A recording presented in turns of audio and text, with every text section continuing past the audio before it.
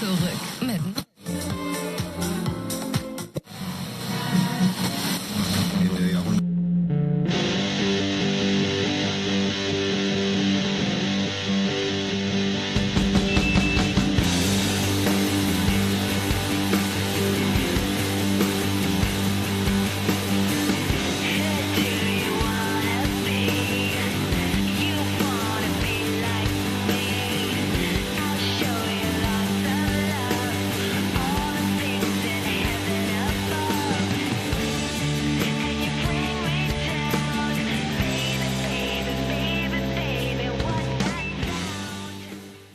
But also, I was thinking about we're both Sun Devils. I was thinking I'm about about that today too. I'm about to have my 20-year reunion. I just bought my tickets yesterday. Isn't that crazy? Yeah. I remember there was so much drama about our like I went to my 10-year reunion, and it was really funny because me and my friend Russ, we switched our name tags. I think I And remember the story. yeah, and I just told everybody that I used to be Russ, and he told everybody he used to be me, and we were just deadpan serious. And so like I think that people either thought they're really weird, she's still really weird. And so and then there was crazy drama from like the 20-year reunion, and I wasn't even planning on going because I was in Thailand, right? But there's like a big group thing, with all these different people, and it was crazy because it was like, dude, some people never left high school. I'll just say that. I No. was like, Yeah. wow, 20 years and you are still right in the exact same place. It was like so bad. Like I had to step in, and I was just, and I wasn't even planning on going. And I would not have done that 20 years ago, like 20 years prior to that, because I'm a mousy introvert person. But I was like watching it from afar going, this particular same group of people from high school trying to take over like the whole like reunion. It was going to be at a club, and it was like, dude, 20 years, people are bringing families in sometimes from Right. different places. Like, shouldn't there be like maybe a day of that kind of picnics, Family. like Yeah. not like a nightclub? It's like, wow, you guys are still right there, huh? I was They're like, still man, at pictures. I know. I still I like pictures. I've gone to I pictures. love it. I love I love pictures. it. We live with Dominic's parents and they still live in PQ, and we went to pictures a couple of times because why not? Why not? It's the best. It's the best. It's the only bar in PQ. That's not true. There's Cheers, but Oh yeah, Cheers is there's across the Cheers. street, but I've I never totally been forgot. there. Yeah. Yeah. I totally forgot about Cheers. I think I went into Cheers once. Yeah. I don't think I've pictures. They redid pictures. And I loved growing up in PQ. I'm not gonna lie. I It's loved it's the growing up in best. PQ. It's the best. I wish we could afford a house there for Rosie, Yeah. Yeah. but it was the best. So that's what we're Sun Devils. So that's forever. Yeah. It's crazy because my parents held on to their house for a long time, and then my dad got really, really sick, and he was hospitalized almost like 2 years. And because they were just like, we didn't know what was going to happen, they said, let's sell the house at that time. And at that time, the market was so down. And this was like 8 years ago only. It wasn't like that long I ago. know. I Sold know. it for 600,000, right? Today, looked at Zillow like last week because I just wanted to see, like, I don't look at the price. I want to see what people are doing to what I always feel is my house. It'll always be my house. It was like, I always thought that I just love the house because I love the spirit of the house. It's not like this great big giant whatever, but it's just like that's where I grew up. That's what, like, all I'm my gonna say pets that's were your buried. childhood. Yeah. Yeah. Like when we Because sold the house, I wrote like a 15-page letter to the new owners to tell them about like all the different wild animals that kind of came, like regulars. Like I'm like, there's right. Mr. Pink. I'm like, he is an Anna's hummingbird. He comes every day. He's gonna expect you to change that feeder. He's got a family and he'll bring them generationally. And then I'm like, over here, you might find some bones. They're animals that like cats that have passed, this and that, don't like not like Don't come or freak witch out. baby things. Like I Yeah. went through this whole thing, never heard of him, right? Never heard from him. And I thought, oh my God, they must think I'm crazy. But then my next door neighbor, who's still my friend, Nick, went back to the old hood, like saw them out there and said, hey, I'm checking in on Lisa. She used to live here. And they're like, oh, tell her we got her note. We didn't know how to get a hold of her. We loved it so much. And I was like, oh, that makes me so happy that they like didn't toss it, Of this course, what crazy I mean, eccentric note, so yeah, some it's people crazy. might go, yeah, like whatever, I you know. mean, it's crazy. You just have those ties to those places, like my childhood house in PQ. I have dreams. When I have a dream that I'm at a house, like a home, it's always Yeah. that house. It's crazy. Yes. Like I Yeah. haven't Same. lived there in decades, but that's always the house I'm in when I'm in a dream. Same. Same. And it's always Like, like Vaughn Center. yeah. Yeah. Did you ever see that movie with Robin Williams called What Dreams May Come? No. It's a Do I devastating, need to? Oh, yeah, no. it's a great movie. It's devastating though, like, but beautiful really at the same Sure. time. And it's about death, really. The whole thing is about death. But it's Ugh, just like when people have this kind of picture of what is their perfect place in their head, peaceful place. I always think of that house. Like I love that house, And it's just like, oh man, I thought, we at the time were like, okay, we'll see what happens with what's going on with dad because we didn't know how long this was going to go on. right. You There's never so know. many complications. You never know, and it's like, it's kind of crazy, and you don't know what, um, because he had, U.S. insurance. You never know what insurance is going to cover, what they're not going to cover. So it If was anything, heartbreaking. yeah. It was so heartbreaking. Yeah, but so I check on Zillow all the time just to see what they're doing, and sometimes it makes me sad. Oh, Like they Google cut Earth it. down yeah, Yeah. they cut down, like, the tree that was, like, Yeah. in the front that the woodpecker like, I was like, "Oh, the woodpecker used to love that tree. Why'd they cut it down?" Like, oh, so Okay. that's heartbreaking. By the way, I have been obsessed with my Merlin app. Have you heard of this app? Do you have it? No. You can record and it'll listen for birds and identify the birds for you. So I literally just like sit with my window open and Yeah, yeah, listen for yeah. birds. And we're like right on a canyon. So we have so many. Yeah.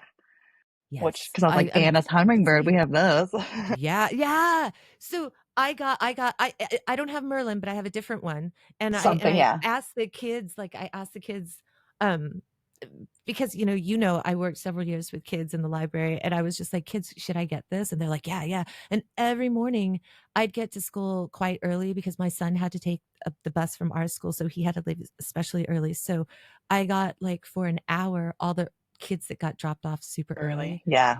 and so I was just like, yeah, send them to the library because no other staff was like really, coming in that early. I mean, there's some staff, but not Some. everybody. Yeah. And obviously, everybody wants their time to prep and all that. So I was just like, bring them, send them to me.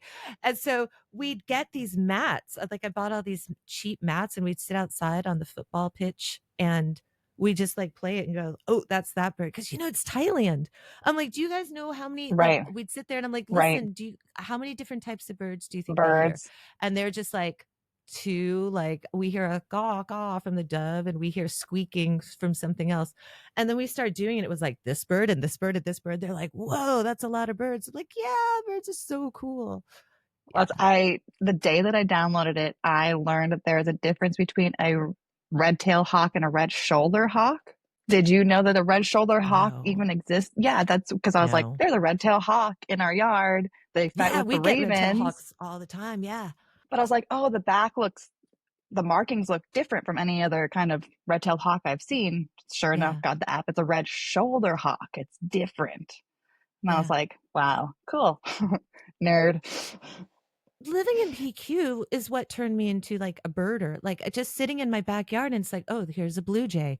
Oh, here's, an oriole. It's like you just sit there and it's like, how can you not notice like these cool earthlings like landing in your space? Like, Right. how do Well, you not notice that? we lived at the end of Park Village, so we lived on the preserve. So like literally our Yeah. backyard was the canyon to Yeah. the waterfall. So that was like us running amok, and we had Yeah. coyotes in the Yeah. backyard Yeah.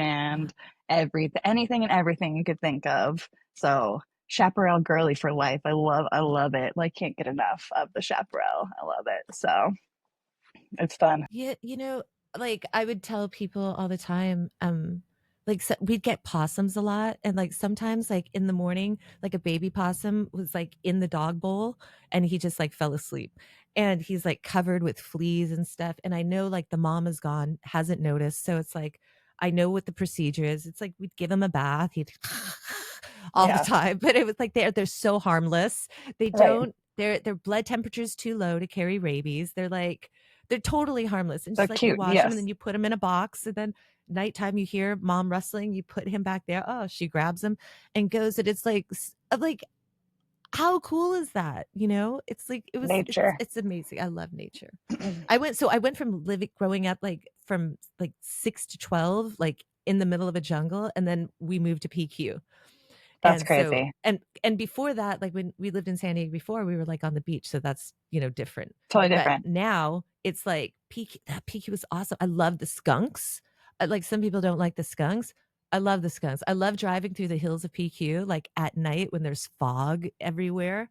And then Fuck. you have the it's so nice because the way that it lingers in all the PQ Yes. hills. Can And use. then Yeah. you roll down the window because you like that crisp fall air, and then boom, you Window got down, heater on the skunk. seats if you have this. Yeah. Seat heaters on, windows See, down, we're the California, we're sunroof. San Oh, Diego yeah. girls. Yeah. It's totally like driving from PQ to Del Mar, windows down, blasting hair blowing in the wind. There's nothing like it. Getting a Yeah. burrito, Yes. sitting on the I beach in the always warm had sand. for forever I had convertibles, right? Until like my parents like moved to Thailand, and they're like, "Hey, do you want our Escalade?" I'm like, I'll say I've "Yeah." never seen you in a convertible. Right? Yeah, you never saw Only in your you big always saw old the Escalade. SUV. Yeah. Yeah. Yeah. But it was just because they're like, "Hey," and it was like 4 years old. They're like, "We're moving to Thailand. Can you watch the house? And do you want to watch the cars?" I'm like, "Yeah, Okay. sure." Move back in. It was like they left that and they left a Dodge Stealth. They're like, "Hey, could you just watch that stuff for us?" I'm like, "Yeah, no problem. No Sure. problem." No, no probs. But I before that I always had convertibles, and my memories, like I was telling my son, I'm like, when I turned 18, because I was like super sheltered Asian mom, couldn't go anywhere. All of a sudden, 18, I had to drive to San Diego State. So now I had a car, and it was like I get there and it's like 300-person lecture. Don't know that you're not Huge. there, right? Yeah. So my first year, like grades were so bad because like I wasn't showing up because all of a sudden I had freedom. Like I probably my mom's gonna listen to this and be like, "What?" But yeah, the first year was just I like didn't shit. You go to could see it. class, mom. Yeah, Sorry. it's like you could see it in the transcripts. Like first year was just like shit because it's like I You're was so figuring out who you sheltered. are. Yeah. And then and she's like, "Where, like," and I've told her some things. I'm like, "Yeah, I drove a lot." And she's like, "Where'd you drive to?" I'm like, "No place in particular. Like I just drove. Like you kept me so shocked. Like I couldn't go to the Disneyland trip, the senior Disneyland trip." I was like, "Really?" She's like, "You don't know what's gonna happen." I'm like, "What do you think is gonna happen? Yeah. I'm Like, going to go what to do you Disneyland, have a think?" churro. Right, right. Just like, what do you think is gonna happen? But she was very overprotective. And so I just drove. I drove everywhere. Like I'd drive to Vegas and then turn around and drive back. I drive like up to LA and turn around and drive back. Like I think you like and that always went on. Like with you kids, I I remember was like, so many you'd times of never like refused us to ride I was anywhere, like, "You anywhere guys need we a wanted to ride?" go. Yeah. Yeah. It like to this day, it was just like even, like I'm like, I love driving because it's freedom to me. It is. So yeah, all You the time know, I'm like, "You guys need a ride? You guys need a ride?" you'll appreciate this. My favorite place to go in high school was the parking lot in front of Torrey Pines, down the PCA, down the Yeah, hill yeah, yeah. from the famous shot. That was I went there and would listen to like Dashboard and like cry and write poems in high school before you had to pay for parking there. But that was like the beach, the waves, the smell Yeah, was just comforting for me. And then driving. That was before the 56 was there, before the yeah, freeway. So you yeah, had to take the back dark roads to the yeah. beach. The That was half the of the it. I dirt loved it. road. where Oh my like God. everybody in PQ learned, like every kid learned how to drive on that dirt road. My grandparents lived in Del Mar, so that was the only way we could get there. Like, Yeah. oh, it's raining I today. Can't go see loved it. grandma, grandpa. I loved it. And what was so crazy is that we had like a 74 Volkswagen Beetle convertible. And so God. when you drove it, it was like, and like we were sometimes like, is this car gonna hold up? Like, We were driving like 3 Series BMWs, like not off-roading vehicles to do this, but like yeah, they were not gonna. How did you even get over there? Like you had to take like Del Dio's highway or something? Like what was like yeah. how did you It was even get so long, like roundabout? totally Yeah, a yeah. roundabout way. Here was, and it just went through. What was crazy was like all the different plantations for flower growing and stuff. And there was the urban legend that there was like a big weed plantation out there. But even Was like there? SDPD, yeah, SDPD is really cool because I took the kids in the cul-de-sac that I babysat, like when I was like 16, I took them out there and they were like 12, and I let them drive the bug. And like SDPD, it's not really, it's technically a private road, I think. And I so would say they're it's like, not what are you county guys doing? maintained or Yeah, it's whatever. not Yeah. county main. I mean, and when we say dirt road, it's not just, oh, there's dirt on it. I mean, there are major giant Yes. potholes, Yes. big giant rocks. I mean, I think it was raked out by a tractor and that's it. Like, I Cars don't, definitely totaled on the side. Like you'd like, where yeah, are we? Oh, have we seen that car that's like yeah. mangled on the side of the road? But the SDPD is just like, all right, just be safe, guys. Mind the curb, What the what are corner, they gonna the do? edge, What are they? because you could Yeah, fall you over. fall off. But that Yeah. was it. And they're like, just 12-year-olds just like driving it. Well, I was like, oh shit, I'm gonna get Well, that so was back in the busted. day. That was back in the day too. Right? Not that Totally get we're busted. not young ladies, but that was back back in the day. Um, I did want to, so I want to tell people because I think this is such a cool story. And I'm going to be how, because there was lore to you. There's a lore to your story that I heard about you before I ever met My you. husband is gonna love this. No, it was really sweet. It was actually kind of really sweet, but it's so cute because it's such a rock and roll story. I had friends and they were playing a show, and at the show, the band that was playing before were these kids, and everyone kept saying that they're like kids, they're like 14, 15. And it was like it was at a venue that I believe served alcohol because I think they had to like go out as soon as they got done playing, that like couldn't mingle, if I recall. But I remember going, they're pretty freaking good, right? And so like afterwards, Alfie like was in the back and he was talking to everybody, and my friend was talking to him and I'm like, are you guys really that young? And he's like, yeah. And he's like, it's really cool. And he's like, hey, by the way, like, does anybody here, like, can anybody give me like a ride? And I was just like, where do you live? And he's like in Scripps Ranch. And he's just like, cause the guy that I came with, he's like, he went to chase after this girl, Sarah, cause like he really likes her. And I think he wants to go try and like make out with Sarah. So he just left me. And I was like, yeah, I'll take you. I'm like, I'm going to PQ. I'm going I'll that way take you. anyway.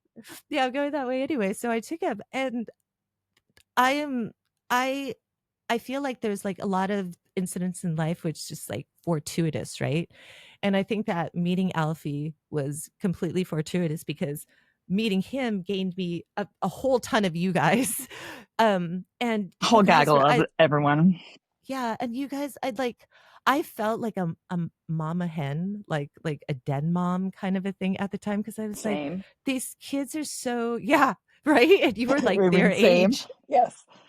And I remember you guys were like, there was like so many of you later on living all together in like a small apartment. And I remembered going over and I'm like, opening your drawers. I'm like, they have no groceries. I'm like, I'm gonna bring groceries next time. Who was shopping? Who was Right? cooking? Right? That's what I was I thinking about today. Like, man, we lived in some shitty ass apartments that you came over to. Yeah. But I mean, but We it were was, mostly it was like, who was letting us rent these places? Like, good on Eric, I was assuming, was sweet talking all these people like to let us rent yeah. these places. So Yeah. like, good on him. But it was crazy. But what I think what's lovely about it, it was really like a family to me when I looked at you guys. You guys were like a family. And I know that there was a lot of different circumstances of a lot of different people. And it was kind of like, well, you guys made your own family. And I thought that that was like really lovely. Um, and there was cats that came out of it. Um, and so it's just such a lovely, yeah, I'm so happy that that oh meow meow. Yeah, I loved all you guys. I loved all you guys so very, very much. And I've been just fortunate to have all you guys still very close to me. So I mean, I feel the same way, yeah, but I still talk to Patrick and I've seen Reggie every once in a while. And who did I just talk to? Ronnie. So, I mean, I'm team no new friends. I mean, yeah, that's not true. I say that, yeah, but yeah, like I like all of my old friends. I'm still close with a lot of people from high school. Still, close. It's why not yeah, yeah. hold Like on to good people? I've brought my friends from like, middle school on the I was gonna podcast that say I'm you've still had a friends with because long it's just friends. like Yeah, yeah, I've just got good I people are mean, good I have people. all the old yeah, and they nothing's changed. Our dynamic all these years has never Same. changed. And I love that. It's like we yeah, I just love it. It's good It to feels have really people that you can comforting. grow with. Yeah. Like you're Yeah. growing not alongside people, not away from other people, you're growing with people because you're both kind of like no matter how much individual growth you do or whatever you're doing on your own, you still have that however long you can still talk and nothing's changed. Even if you are definitely not the same. I mean, am I the same person I was when I met you? No, I no. hope not, But but the you core know of what I you, the mean? core of you Yes. is, there's just different iterations that go over that core, But and it so I feels like think that's lifetimes ago. right, right. But Which it's I have like to ask you, what is your sign? Cancer sign. Well, Rosie it's is a so Cancer. interesting that you just asked this because yesterday, like I interviewed, she's an astrologer, but she's also an anthropologist, right? And so, like, I had so many questions, like because and what she said was so amazing to me. She said she started studying astrology to disprove it, and then over the course of studying it, she found that there was a lot of correlation between science and that. And like I said to her, and I said, is it, I thought about it and thought, is it possible? Because when you're looking at, and you're a scientist, and this is why I suggested to her that you, me, and her in the future get on a podcast together Yes, because, yeah, I I would love just so that. exciting, right? And so I said, do you think that, because you look at it culturally, right? How important astrology has been culturally A for thousand percent. centuries, right? Centuries, and that gave power because people in power would consult the astrologer or like a shaman or something. So maybe that in a way to take away that power, it was like people were like, oh, it's just phony baloney stuff, don't believe into it, don't read into it, I mean, it's self-fulfilling like prophecy, it's paganism, and that was wiped out right? as It's like savagery or the whatever they witchcraft, say. right? Yeah, but I mean, uh, the cycle of the moon is to me more evident than anything in most religions. I'm not trying to knock Yeah, religion here, yeah, yeah, I'm not trying to yuck anyone's yum, but yeah, the moon is going to have a cycle of 28 days yeah, every 28 days, and that yeah, affects everything. yeah, The right, tides, the yeah, weather, all that. yeah, Those are tangible things that you see. Even the, even you think about the stars, like they didn't have light pollution for tens of thousands of years in human history. What were they doing after the sun went down? They were looking yeah, at the stars. And yeah, if they weren't, they were looking at, the stars were looking at them because, I mean, that was yeah, when we went to Peru. One of the best things we did was just sit up on the roof and look at the stars because there was nothing around.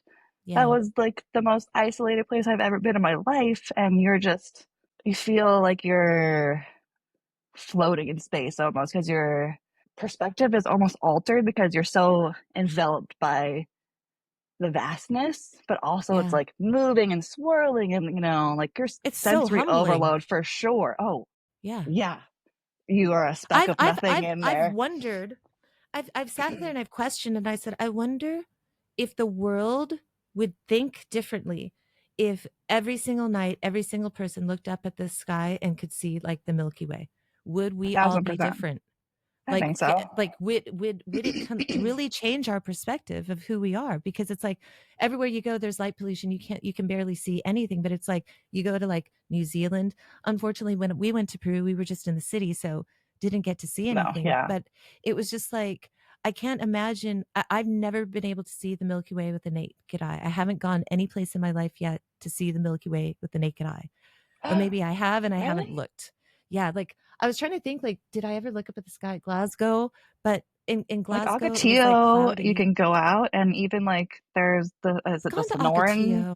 The Sonoran Desert in the part. There's two parts. There's two deserts in Joshua Tree, and one is like known for being dark sky. Like they go out and do like photo tours at night, so you can do like sky. What are the Yeah, the star streaks? Long exposure yeah, kind of yeah, things. yeah, But that's I think on our like they sell the state park posters. We have one yeah, that says yeah, like dark sky. Like, so there are space. I mean, you have to go yeah, find them. That's anywhere yeah. cool you have to drive to. Yeah. I mean, I thought I remember I specifically went up one time to like Mount Laguna, and I thought, okay, we're gonna go, and didn't get to see it. It was kind of overcast that I'll day, say but like a anytime you want marine to layer went go, in. yeah, yeah, yeah, But yeah. we got to see the like got to the top that we could see the desert, and I thought, oh well, So that's kind of beautiful. cool. We went up there. Yeah, I mean, God, San Diego, like so beautiful. I've been so fortunate to travel in a lot of places, and I say San Diego is still the best.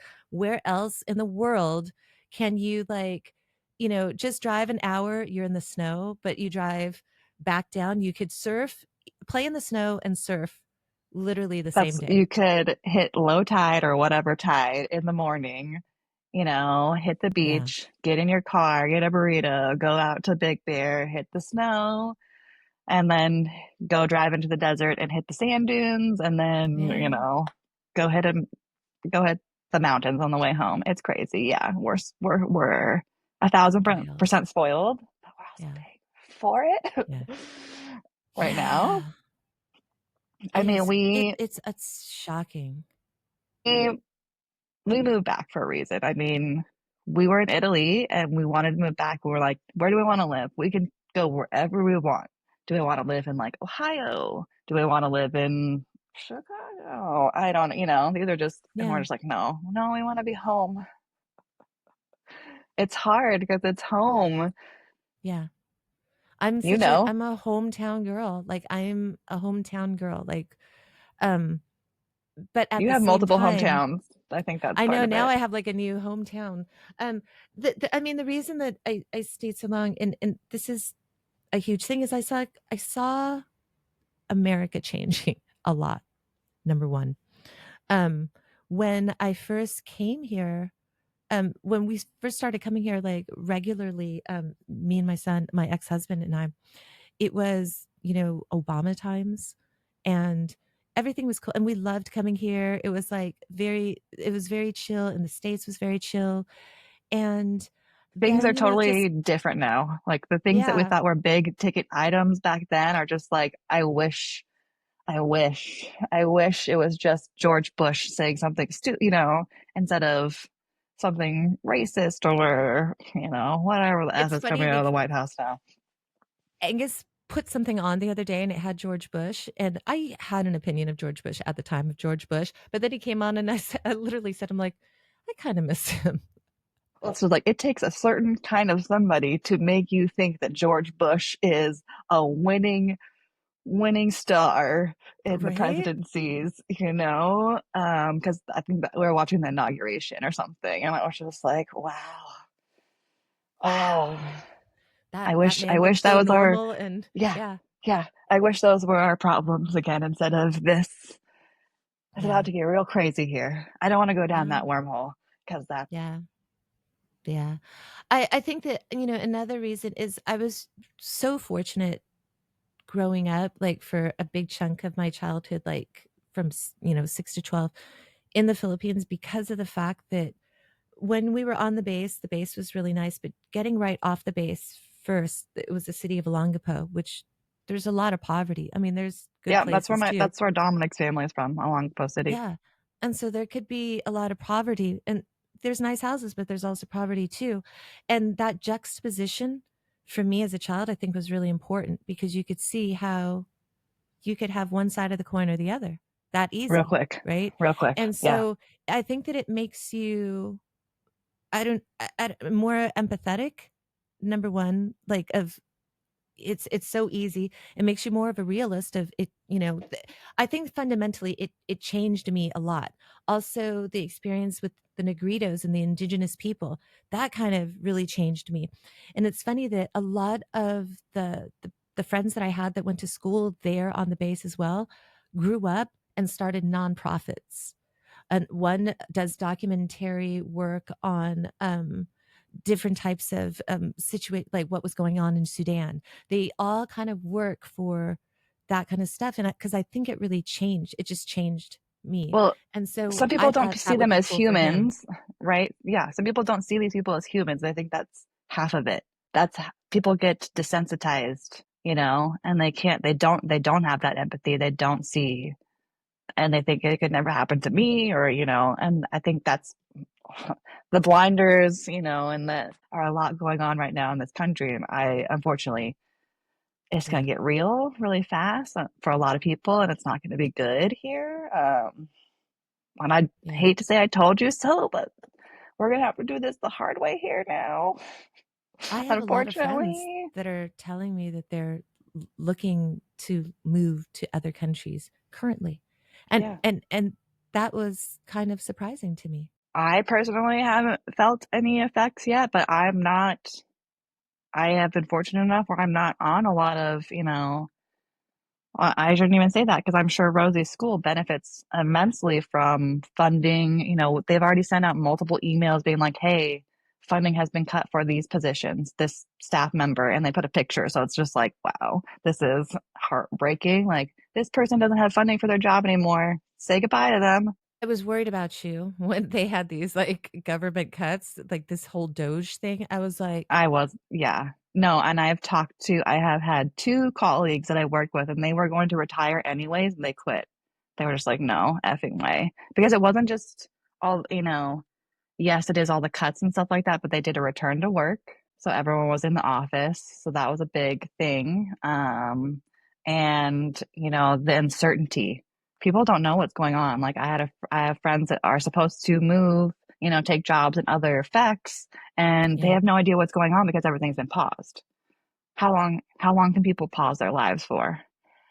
Or, they put job postings up like, hey, we're looking for a position, but, currently we cannot hire anyone. So it's a pause. As soon as we find the candidate, everything gets paused. It's like, cool. Well, how are you going to find anyone if well, yeah, you're not hiring? Except for if yeah, you're a FAA controller, they're looking for those. yeah. I mean, I'm very Which, come on. empathetic because my dad was civil Yeah. service, you know? Yes. And so I was talking to my mom. I said, imagine that you're working towards, you're working towards like retirement, getting to 20 years so you can get the benefits. You have some kind of comfortability that you'll have a pension when, there's preparation. You're prepared. And all of a sudden, oh, you've got like, I don't know, 15 years into it. And oh, Elon Musk comes and says, yeah, your job's not important anymore. You're out. Do they get, do, does it get, what happens to their pension? What happens if 15 years they've put into their life? Does that now just get thrown away? Now, if they start a new job, do they have to start a new working towards 20? It was just like, I can imagine the frustration of people. Like Oh, I mean, that's so them and then crazy to me. people that were on probation. So like most people are on probation for 2 years when they get hired, and a lot of people that were on probation got fired. People that had just moved places for new jobs got fired. You know, not to mention people's retirements got Yeah. severely affected, Yeah. especially those people that are closer to retirement, like by what was happening with the stock market. I don't have to worry, but I'm never going to Yeah. retire at this point. So it's Yeah. just like, it doesn't matter to me. The trend is still upwards. But if you're, going to retire in the next year, 6 months, whatever, like that just took a big old ding out of that. Yeah. Can we talk about, because I'm so excited, what you do, But before we get to what you do, like I want you're an archaeologist. I told somebody the other day, I said, she has my favorite job in the world, not a job that I would want to do. I can't do it. I don't have that discipline, but the coolest job in the world. Um, and like I was just telling my mom earlier, I'm like, I'm gonna be recording Sarah today. And I was like, and she's like, who's Sarah? I'm like, she's an archaeologist. She graduated the same high school as I went to. I've known her for a long time. I'm like, she's Alfie's friend. And she's like, who's Alfie? My mom loves Julio Iglesias, right? So I'm like, Julio Iglesias' nephew. And she's like, oh, yeah, I remember Yeah, Alfie. She yeah, doesn't remember Alfie, but she no, she just loves that yeah. because she loves Julio Iglesias, right? So um I said she unwrapped a mummy and I get to talk to her about that today. And so I have like a list of all these things. I'm like, there's so many I'm questions glad you I have a have, like, list and I because never I have a have. notepad to write down in case, Nice. because I have mom brain. So if I like, I have to keep track of my thoughts. Look at us nerds. I love it. That's why I was like, yeah, I just met Diana for the first time yesterday. Um, and it was funny because Billy is a mutual friend of ours, and he told her you should go be friends with Lisa. So she like sent me said he says that we should be friends, and it was We like would get afterwards along. I sent a message and I'm like, because he's never done that. He's never said, you should go be friends with this person. I'm like, I talked to her for like 3.5 hours. I love her. I'm like, this is like the best connection thing that you ever made. And I was like, and then I realized afterwards, and me and her were talking, it's like, yeah, he just realized that we're two super nerds. And he just was like, let's just get the super nerds together. But if you can like, that's like, I told my husband that we're gonna do this, and he's like, I don't want to be anywhere near you guys talking about this nerd stuff because I get enough of it already, and I already don't care. I don't like. He literally was like, "Is this how you talk to your friends? Because no wonder you don't have any friends." Like, I was like, "Come on, this is interesting to some people. There's only like four of them in the world, but somebody's interested in it." You know what's funny? And I told Diana the story yesterday as well. I volunteered like at the school, just PT. I'm like, I'll volunteer to read books to kids and stuff. And then the head of school realized I was a book nerd and I had my own library at home. So she's like, do you want to volunteer to make the library better, get the kids, because the kids weren't going in the library? And it's like, oh, what? Like that was my castle. Safe Like space, what do yeah, you I was like, yeah. what do you mean?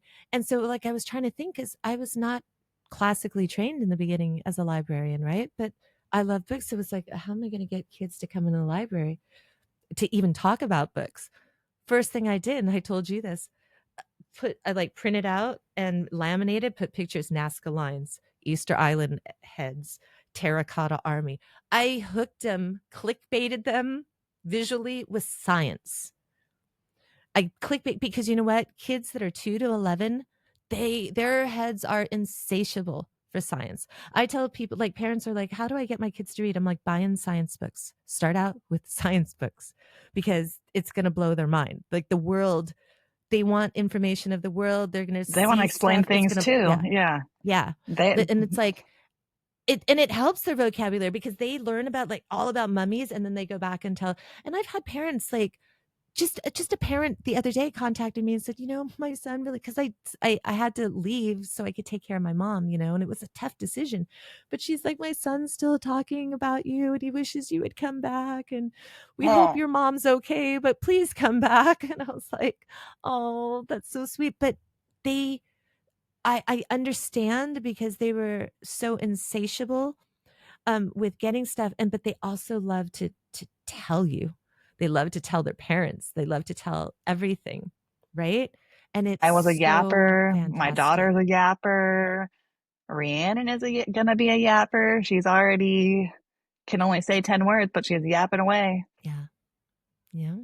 That's, I So, mean, because I was just so excited to tell them all the information that I learned, you know. And Rosie's the same way, and we feed off of each other. And that's if you can get people excited about learning and exploring and figuring things out. I mean, deductive reasoning is a lost art apparently in our world, and I wish that, yeah. you know, it doesn't have to be because it's just as easy as exploring what's around you. And I was very lucky to have a lot of good teachers over the year that really inspired me, were enthusiastic, supported my curiosities, however weird or, whatever. And that helped me become the nerd that I am today. Yeah. I mean, but I think that people like I tried to model because I knew nothing about teaching. I knew nothing about being a librarian. All I knew is I love books and I knew how to be excited and I knew how to try to be a hype person because I went from like advising on labor law and HR. That was my business. That's what I did. I wrote employee handbooks. And I consulted and to completely I couldn't do that here. I mean, in Thailand, it's a Yeah, but completely it's, different field. So what do I do? yeah. And it just fell in my lap. It was like a volunteer, and after I volunteered like a couple of months, they're like, "Why don't you just I mean, stay?" it's You know? kismet. And then, I It's mean, the best it's job I ever not, had in my life. it doesn't surprise me at all. I mean, again, if you are enthusiastic as a person, that is infectious, especially with young kids who don't always have one, two parents, supports us, that around them or the access, as a working mom, it's freaking hard. So it's like, I'm not Yeah. knocking any parents, but Yeah. like, that's why the library is so great, especially having a library that has somebody who's enthusiastic, again, gets them excited about anything Yeah. The is a first starting year that I point. was there, the kids only cycled through 2,000 books that whole school year. That meaning that kids checked out and returned Right. borrowed 2,000 books. By the time that I left, they were cycling 17,000 books a school year.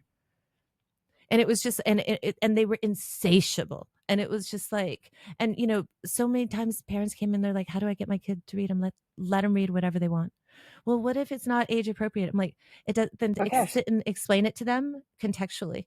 I'm like, but just let them read whatever they want. And when I was a kid, I read the dictionary. I read the back. I'd eat cereal and just read the back of the cereal boxes. What's all the ingredient? Like, I always needed to read something. Read something. Well, we didn't have Just yeah, yeah. We tablets didn't have and 500 phones. Yeah. channels. Yeah, you No, we know. had, that I remember doing my sixth grade cell project, and my parents are both scientists. So my mom gave me her like college textbook, was like, here, read this. I'm like, Nice. but I mean, like, we had a bookshelf in our hallway across from our office, and that was like a coveted, like Yeah, it's yeah. a good fuzzy memory because that was like all the books. I love all the books. Even I'm sitting in front of my bookshelf is facing me right now. So I'm sitting in front of all my books, and like I told you, my husband said, stop buying books. Do you Stop it. have a to read pile? Nice. Like I love book nerds because they always have a to read pile. I think it's bigger. There's actually a book on the Philippines that I'm reading. So Nice. I want to learn more about like the native. I mean, Dominic never got that information, so I want to know more about where my kids are from. I don't know, Yeah. that's important. Oh my God. Philippine history, Cahokia, this, ugh. And then what's my Ishi? This one's a good. I bet you're the girl that came on about Yeah. anthropology. She would know about this one. That is really cool. So yeah, I just have a few books to. It's, you would be really interested in the indigenous negritos, like that we're living Yeah, like in the exactly. jungle where Yes. I mean, Yeah. we have, and you would think this is really cool, because like they live in the jungle, like deep in the jungle. And I remember one time, I think that they meant to do well, but the Navy Wives Club like was going to hike into the jungle and bring food and stuff for Christmas, like and clothing and stuff like that. They mean well, Um, I know that you probably have the same opinion as me, and we'll just leave it at that. They mean well. Their hearts in it, but Sure. it was so amazingly cool, and like how they would repay is that they would give you like I had a blowgun, like it was like bamboo, it had feathers on it, had darts, and it was just like that's what my childhood was like. I got to play with blowguns and spears because they would make it and gift it like to my dad, and then he would say like where'd you guys get the metal? And they're like, the jungle. And it's like, where could they? Oh, it must be down plains from World War II. Where are they getting metal in the jungle? Right? It's like so crazy, but that's what they just gave you, like tools and weapons that they made. So we've got like all these crazy, like I got one like behind me somewhere, a big giant knife I that's, do have blow darts somewhere. They're from so South America, but yeah, I have blow darts that so cool. I need to put on our wall. I'm still getting my light academia decor down in our new house. So Nice. the blow So darts will get what a good wall. made you decide that you wanted to be an archaeologist? Oh, this is a long story. In oh, see, I even forgot. In fourth grade, we went to the Presidio Museum, and SDSU was excavating, and we got to see some of the stuff that they had excavated, and I just thought that was the coolest effing thing ever. Buttons, a horse skull. I don't know. I don't even remember. I thought Old Town was super cool. I just loved Yeah. it. Flash forward to sixth grade, we learned about mummies in Egypt, and I was hooked. And this was like around the same time History Channel came out with all of their Egypt shows. And who's the famous Yeah. archaeologist, the guy who has like Oh, the I handsome know older who you're guy? talking about. Yeah, yeah. Yeah, the I Egyptian love him. guy who doesn't, He's yeah, so yeah, yeah. excited. Charming. Yeah. Yeah, yeah. Um, But yeah, he's super like he's on all the enthusiastic. shows. Yeah, yeah, yeah. He's Yeah. on all the Love shows. him. Love him. So I just, I was a latchkey kid, so it was me and the History Channel nerding Yeah. out. Yeah. um, I went to Peru for the first time when I was 13, 12 or 13 in middle school. We did like something in the rainforest, and I did not choose to go to Machu Picchu, and I regretted it as soon as I got back. I was like, oh, Yeah. I should have gone to Machu Picchu. And then, oh gosh, I went to college. My major was art history, and then I wanted to move back home, and I saw that UCSD had an anthropology with emphasis in archaeology program, and they had something in Peru, and I was like, okay, I'm going. That's what I want to do. And I guess the rest is history. I mean, I loved mummies, and then I heard that there were mummies that were older than the mummies in Peru, in Egypt and Peru, and there were pyramids down there and all sorts of stuff. And I was like, okay, sign me up, and I can go to Machu Picchu at the end of this. Like, okay. And I've been obsessed ever since. Did you ever see that movie Vibes with Cyndi Lauper and Jeff Goldblum? No, You've got to see this movie no because that is it's such a great quirky movie. If I vibes. mean, if you can't find it, tell me and I will Okay. find ways to send it to you. No, Dominic is the Um, self-proclaimed king of the internet, so he can find okay, any. nice. You will love it because it's taking place in that whole region, and so that's when I got like super excited about it. Like just I thought, man, that's so cool because it's also talking about like she's a psychic in it, and I think Jeff Goldblum's an archaeologist or something, and they're going to up there and to Peru and the Inca stuff, and it's just cool. It's like really really cool. I like it. It's quirky and funny, but that was exciting to me, and that's how I'm like, oh, that's Sarah's up there doing that kind of stuff. How long did you stay? I will say when we were there, I was there for like a month doing field school. While I was there, it felt like I was time traveling almost.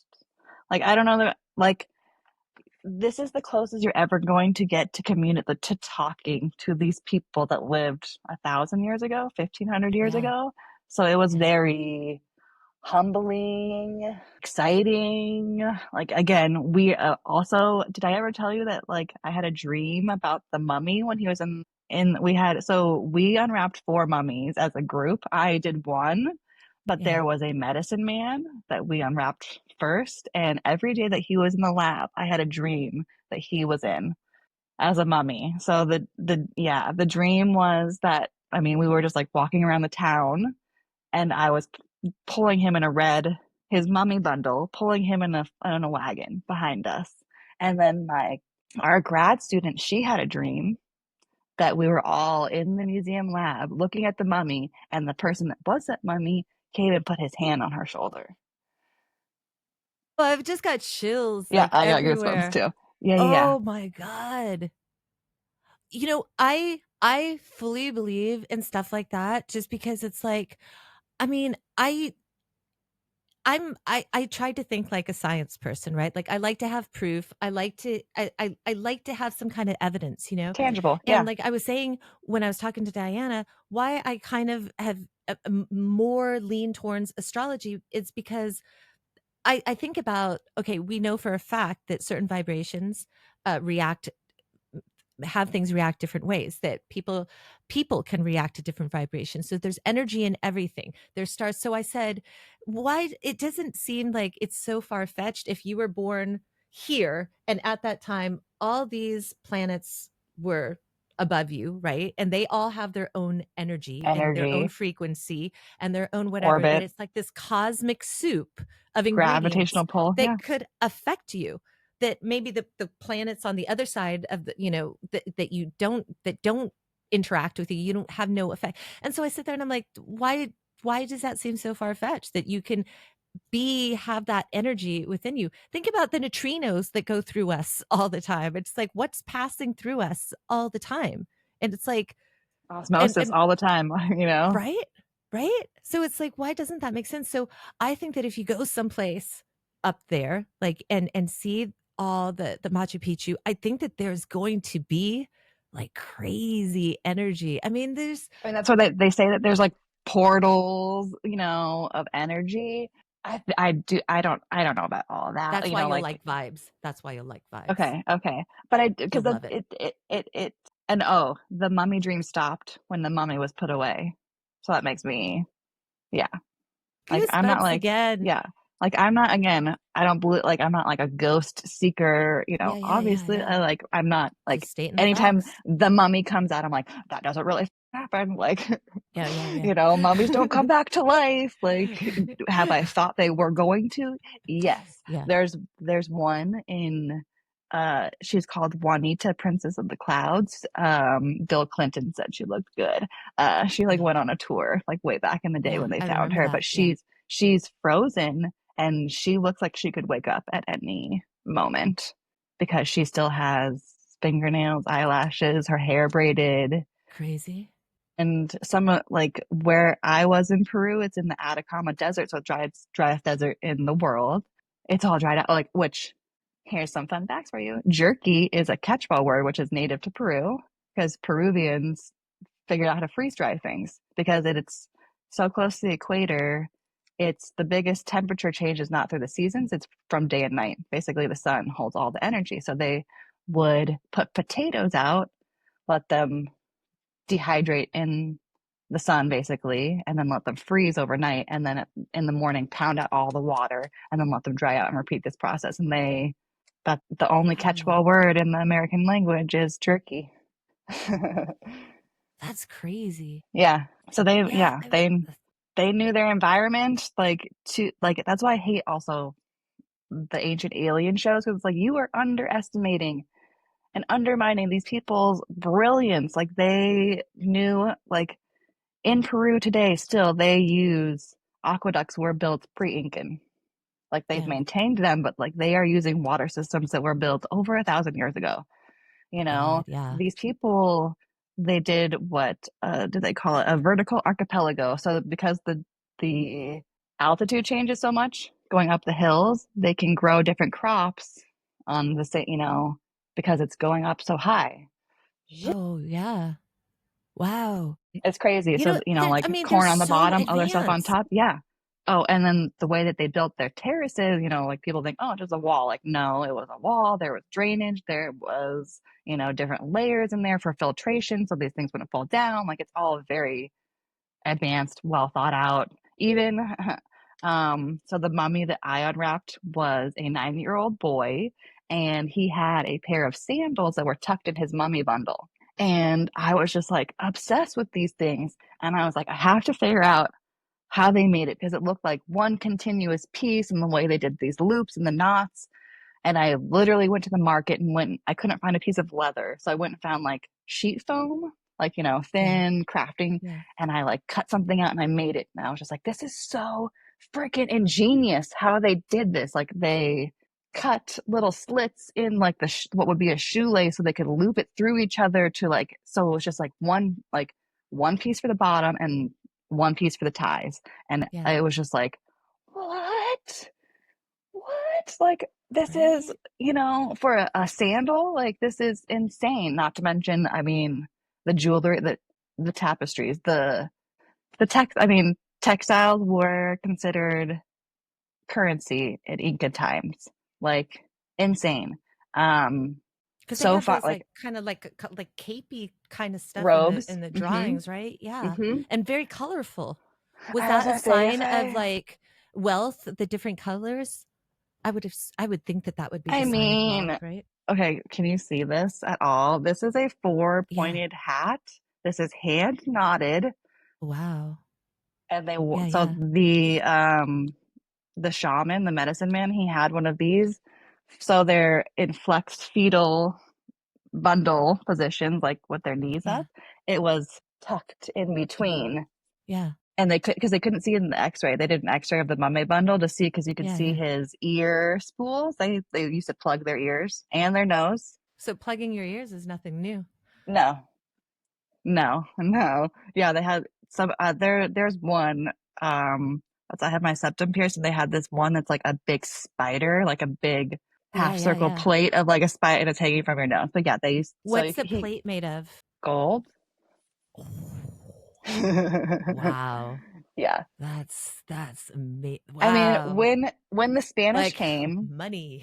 yeah, when the Spanish came and they were like, "We want gold," and they're like, "Okay, here's corn." Like they didn't even think anything of it. Like sparkly stuff, okay, whatever. Like we're into textiles, man, and this stuff is like hand dyed. The way that they weave it, like spindle whorls, like even down to the way that they spun the yarn, it's Yeah. either an S direction or a Z direction, and some of them had magical powers, like depending on what time frame it was. But like if you had a pouch that was done in different like so we were literally like, with microscope, like little, Yeah, yeah, yeah. what it Yeah. loops, that's what they Yeah. call them. Yeah, yeah. Looking at this, like how textiles were turned, and the medicine man, so he had the hat and he had a pouch that had his hallucinogenic drug kit in, that had that the magical twisting of like, it was, I mean, they didn't eat llamas or alpacas really for fun. It wasn't like a cow, like they were, dogs, Yeah. pets, Yeah. loved, taken Yeah. care of. And even so, there's llamas and alpacas, and then there's vicuñas and guaranos. There's like two that are not domesticated. Yeah, yeah. And there is records of only every couple of years they would make a human circle and enclose them and shear them and let them go. Like the Just Spanish like go chronicled free? these things. Yeah, yeah, yeah, because they're not domesticated, but they have Huh. like the finest fiber in the world, like besides, I Yeah, yeah. think, cashmere. Yeah. Cashmere. Like baby alpaca is like second finest fiber. It's so nice. Yeah, But I mean, I do see like people advertise like alpaca sweater, it's right? super But nice. But I mean, they were not only in touch with nature because, like, so what I studied people in Peru, but they came from a type site in Bolivia, like Titicaca, Tiwanaku. So that's the culture is yeah. named after the type site, or the. So at Lake Titicaca, they had this ingenious, which you can still see it today. And actually, I looked, you can rent them on Airbnb. They have these like almost like in Mexico City, which it's not even close to being the same, but similar, of like they have these floating houses, but they have like Yeah. land, they have Right. gardens, and it just floats around. But So cool. in historic times, they came up with this ingenious method of basically sowing their crops in the lake, and they had mounds. So basically, it was insulated from the cold because the water would, do all the insulating of heat and cold and dispersing stuff. They had fish and stuff pooping in there, so they had fertilizer, and it was So just it's like early this. aquaponics. Yes, essentially. And the lake has never been the same level since there was a drought. Some people call it the medieval drought, depending on like what area of expertise here, but it's like around 1200 there was a drought around the world basically, and the levels of the lake have never been the same, and they can't like replicate this way of farming the same way. But you can see evidence of it, but it's like they were masters of what they were doing for sure. Even before the Inca were around, the Inca are just like basically cherry picked all the good parts of all of the places that they took over. And also, I mean, they saw them as like an origin to themselves too, like the Tiwanaku, like, oh, those are, they didn't just dismiss them. Like, we came from those people in some, in some whatever way, but they recognize that like those people before them had achievements. I mean, there are huge pyramids down there. The Spanish got to a lot of them, unfortunately, and that's why Machu Picchu is so famous. The It's like it's remoteness like of it. it's like it's like King Tut. I mean, the remoteness of it, people were still farming the lower terraces when Hiram Bingham got there. People knew, no, white people knew. And that's a whole nother story, is that everything that they stole basically from Machu Picchu doing their excavations have never been unboxed. They have never been unboxed. They have been in the basement of Harvard or whatever college, because like Hiram Bingham was basically hired by National Geographic and his college to like make money for the college by getting artifacts. And they illegally took everything. And now, since it's like statute of limitations, I mean, it's like been over 100 years or whatever. Yeah. And for the longest time, the argument was you don't have the capacity to go through these things. You don't have museums or anything like that to take all this stuff. And I mean, a lot of the native archaeologists that we got to interface with were just like trying to prove that stereotype so wrong. And there were so many amazing native people that we worked with. The lady that ran the museum that we worked in Moquegua, the small town that we were staying in, was just like Yeah. the best at what she does. But Yeah. then, that's always the case, is that you always have to try and be even better than everyone else when you're a minority. I mean, Yeah. Yeah. they already were put in that position where it's like, no, we're already telling you you're not good enough. Yeah. So basically anything, like most of anything they found at Machu Picchu, no one's ever seen. God, that's just such a disservice to humanity, because Well, it's yeah, like, and now it's all out of context too. yeah. Like, archaeology is not And not what it context is used to so be. important, It's like, the most and important it's thing. everything, right? Because That's it gives, there was something that I posted, and I wanted to find it because I was thinking about it. And it was like this drawing, but it gave like four different points. Like there was one from this angle, one viewpoint, and it showed you when you looked at this drawing, it completely, like if you looked at it one way, it looked like a square. But then when you went to the side, it was tubular. When you went to this other side, it was it. And so it just changed, yeah. said perspective. It was all the same object, but it was just depending on what perspective you saw it from. And I said, that's so important. That's why, like, I love to ask people questions. And I think that you're the same way. We were kids that probably asked a lot of questions, because it's like the more information you get, you can piece together perspective. And so it's like, I always like tell children, I challenge them to keep asking questions. Like, don't stop asking questions. Yeah, a lot of people say, "Oh, it's too many questions." I had a teacher at the middle school that I went to in PQ, and he was so funny. Black He used to gum. have like a gumball, yeah, machine, and it would, you get a penny, and so like he would reward kids. Like if they got something right, he'd give them a penny. You could go get a gumball machine, and you could get gum. This is like a long time ago Back when, in the day, gum was yeah, cool. when teachers didn't care about gum, right? But I used to ask so many questions, and I had him for 3 periods. I asked so many questions for everything that he'd have to stop, and he'd have to, so he would give me 5 pennies every morning, and he said every time I asked a question, I had to turn back in A the penny. thing, and I was like, "That's not fair." So I just got smart, like, I just brought extra pennies. That's what I did. Brought more pennies. I'm like, two could play at that game. And I just Yeah. kept asking my questions. Why would you want to stifle that? Right. Yeah. And that's what I love. Like I didn't know how to be like a librarian. Like I knew the Dewey Decimal System. I knew all that kind of stuff. And I just said, I'm just going to be who I was as a kid. And luckily the kids like joined on board and they were like, we used to think you were a nerd, Miss Lisa, because you always like read on breaks. I'm like, so I don't care if I'm a nerd. Like, so Right. what? Be a nerd. Like, who cares? And they're Well, like, it's, you're I a think nerd, but it's cool. half of being a parent is being the kid that you never got to be, or being the kid that you were and not being judged for it, being okay with it, being secure with it. Yeah. Here's an interesting story. When I told my mom, you know, typical Asian mom, I'm like, I'm going to go work at the school. I'm going to help them in the library. And she said, the first thing she said, she's like, the parents are not going to accept you. And I said, what are you talking about? They're not going to accept me. She said, they're not going to accept you. She said, you look weird. You look like you don't comb your hair. You got the black raccoon eyes. And she's like, and this is like a private school. They pay a lot of money. They're not going to accept you. And so I think that the first week that I started working, yeah, the parents did. They eyed me up and down. Like, what have they, who is this person? What cat did they In with the drag in kids, here?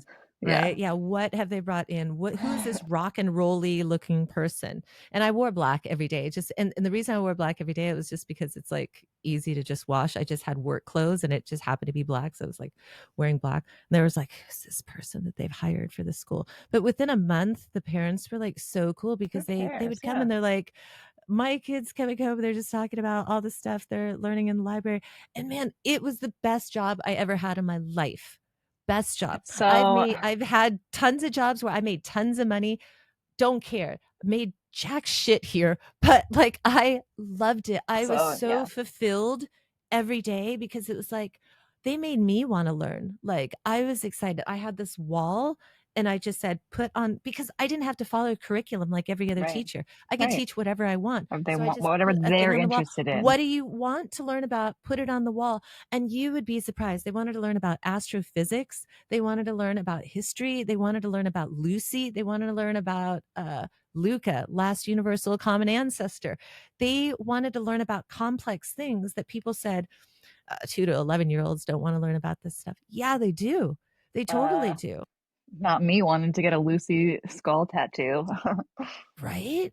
Like, man, it was so funny when I was at San Diego State. I was supposed to be in an English class, and the English class that I had that it was just like a grad student teaching. It was super boring. But Worst. next door was an anthropology class, and so I went into audit, and like I was there like the whole term.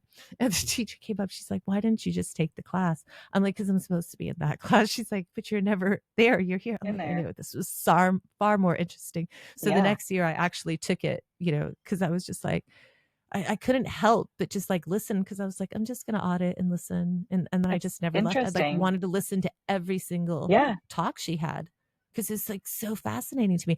I wrote that down. I said, you know what you are? You're a storyteller. That's Not what you my are. story, other people's stories. Yeah. But you're a storyteller. People always ask me like, why don't like I don't like sci-fi. I'm not into it. Not my, like Star Wars is okay. Like what, it's not my thing. Because in my mind, there is only the surface has been scratched on what is actually on this earth. There are languages, cultures, songs, stories, all these things that haven't been told, haven't been read about, haven't been like there's enough to sustain us what we've already created here. You're trying to escape that. I'm trying to absorb as much as I can, but not everyone is into Australopithecus africanus as I am. Think though that I think we need a little bit of everything though. I think I we think need so. Yes. science fiction nerds too, like as I'm not ha- I'm escapism. not I'm not hack I'm not hacking it again. I'm not trying to yuck anyone's yum. It's not my thing, and that's Yeah. why I can Yeah. I can get lost on things on this planet. There's Yeah. no shortage Yeah. of wormholes for me to go down. Definitely not. So, I mean, Definitely not. I'm trying to look at all of my books that I've collected. It's just like Southwest, like there's so There's so much many. in the world. There's just Yes, the world is like my son used to make fun of me because I like post so many stories like on you Instagram. I'm do. like, but it's You so do. cool. Like I want to share. Like, it's like when you're a kid and you find a cool rock and you like take it to your Look friend, at like, this. look at this cool rock. Look It's at like this is like there was a picture the other day and it was just like just one tiny piece of the sky and it showed like a billion stars, and like this is just a tiny corner of the sky, and I'm like, that's so freaking cool. Like, and it's, I just want to share. It's like, man, you know, if maybe somebody's having a bad day, and it's like maybe you look at it and go like, all right, okay, you know, maybe my problems are a little bit small, you know, in comparison. Yeah. Yeah, I do post a lot of stories because I'm stoked on the world. Like I'm super stoked on the world. Like Well, it's I the love the world. only outlook to have at this point. I mean, I don't, how else are you supposed to be? To see the good in things is always the way that I choose to be. Yeah. Being And I think negative, that, there's you know, no. you have two kids, so you understand it's like kids will inspire you to always look for the good in things as well, That's because that's all that's what they I was gonna see. say. I forgot. Because Rosie came home with they do like art art lessons, like a docent. So it's like a parent volunteer. I'm like, oh, I'm so doing this next year. Who am Yeah, I yeah. gonna freaking pick? Because they picked really good artists. Like not like sorry to say, but like it's not all white dudes. You know, like the Yeah, classical yeah. white artists. So they did like Frida Kahlo, and I forgot the name, and I should be better about this. But it was like a Filipino American artist that was doing like mixed media something I forget, but it was just like this is so cool, and I totally would love to do this with the kids. Yeah, Serious, like seriously, was yeah. racking my brain, and of course I went like, oh, I want to do Toulouse check. I was like, no, I cannot do that with Yeah, yeah, yeah, yeah. kindergartners, first Yeah. graders, Yeah, but yeah, we yeah. can pick somebody else that's cool. And that's we were thinking about going to Mexico City, and it's like we have to go to Frida Kahlo's house, and I'm like googling all the places that I can go see all the Diego Rivera murals because that's his murals are he wasn't communist like what was his Yeah, I yeah. guess but he wanted it to be for the people, so he was for the people that couldn't Yeah, yeah. read, so all these things are public but they're like kind of hidden. It's not like a gallery you can go see, you kind of have to go Yeah. find them, but I was like, I'm finding all, and we're Yeah. going to Teotihuacan. Like I'm just like researching like Yeah. to go to Teotihuacan and all that Yeah, stuff, yeah. which I've been like we've talked about this before a little bit, like the LiDAR that's been going on with all of the Mayan Aztec. Ah, Yes. Yes. it's Yes. so Like I remember the crazy. first ones I saw, like, because they were doing this out here in Cambodia as well. And they were doing like a Right. lot of, and then finding like Yes. more Yes. temples. Huge. Um, Yeah. and it was like, that's so amazing, because like a lot of people don't understand that so many jungles around the world. I would say that I probably like if you collectively took all the rainforests and jungles in the world, I believe only 65% or 35% has been explored, and I don't doubt 65% of that. jungles around the world are still not really fully explored. When you add in the Amazon and the Congo, and it's like, that's Oh yeah. crazy. That's so crazy that that's unexplored on our planet and we haven't explored it. The Grand Canyon. That's in America. In like a couple hours away from a huge major city. Super duper unexplored. Yeah. We were just talking about that on a podcast with Martin, my friend, because he's gone so many times, and he said it's just like amazing to look at, and you know, you're just looking at history because you're looking at this time period and this time period, and you could see it, and you could literally, it's like looking at it, and it's like, man, you could know, whoa, there was a violent time. You could see there's like a lot of oxidation in there. So there's a lot of time. Oh, that's a lot of yellow. There's a lot of sulfur at that time. Like what was going on? Probably like volcanic activity. Like you could just tell. Like that's so cool. Like how like cool is that? We had a geomorphologist with us while we were down in Peru because they are studying the effects of El Nino because us, SoCal girlies, Yeah, we yeah. know what El Nino is. They have the same weather Yeah. patterns down there. I Um, lost you. Oh, there you are. I'm back. My battery's dying. They have the same weather patterns down there, so they have El Ninos down there as well, and they get devastated. Same thing. So we got to look at the strata, that's the layers of the rocks, and you can do the same. That's what he can go back and look like. This is an El Nino year because of all the cobblestones and the rock, and literally there are volcanic eruptions in Peru, and that's how they date a lot of the sites. The volcanic eruption happened in like 16 something, so it's like if Yeah, there's yeah. volcanic ash, the Spanish have not touched this, basically. Yeah. Yeah. It's like sealed the site in and dated it, and they use that ash layer to date, and see how things have progressed before and after it in archaeological sites. And It's, this it's like So But cool. also those So ash cool. dunes are still there and we got to go in them. Oh, wow. They just Wow. like float around in the That's, desert, like yeah. sand dunes. Yeah. There's like volcanic ash dunes that we got to go in. That's so crazy. That's so crazy. But It's that's yeah, amazing. yeah. Peru See? is it's really cheesy. I'll remember this forever. We took buses everywhere because we're like broke college students. It's so cheap to go by bus. They play like in-flight video, but it's for the bus because basically you can't go to the bathroom, number two on the Yeah, bus yeah. and like all these Yeah. things. But they're just like magical Peru and it's like condors flying and all that. And it's like, but it really is magical. It really like Yeah. same thing with the rainforest. Like they always thought that Amazonia was never Yeah, gentrified, yeah. civilized, whatever, but that's just wrong. There's no effing way. There's no effing Yeah. way. People didn't live there, aren't still living there. That's I joke. Like if society is gonna collapse, I'm getting on a boat, I'm going down to Peru or I'll live down there. They already live off the grid and we're gonna have an Yeah. avocado farm. See, I love, and maybe it's because of the experiences of being in the Philippines with the Negritos, like, because that was my first experience with indigenous people. I love studying about indigenous people, and that anthropology class that was next door to the class I was supposed to be going to, they were studying the Yanomami, and I Yeah. was like, I just went down that whole rabbit hole of that. Oh, Uh, I had a professor that so I had a amazing. professor that's what he studied. So I know a lot about the Yanomamo people in Papua New Guinea, right? That's what you're talking about? No, they're the ones in the Amazon. The ones in the Oh, Papua New that one. Guinea were Okay. they Yeah. are Melanesian. I'm thinking of a It, different one. This is a very okay. similar name though, that it's like with a Y. But yes, no, it's They have those kind of bowl haircuts, the Yanomami. And they are the ones that remember there somebody like flew a plane over and shot a picture of them and they were like literally trying to throw spears. And I was like, that's so, so crazy. But just learning about them and seeing them so untouched for the most part. There was like something recently where some guy got beat up or killed, and it was just like, I saw well, that. yeah, what do you think that you're going to do? Like, Yeah, I don't think that people good. can understand. It's like all they have not been exposed to viruses like a common cold. You can wipe Could out wipe that them out. whole like literally wipe them out. Did you ever read the book or watch the movie At Play in the Fields of Our Lord? No.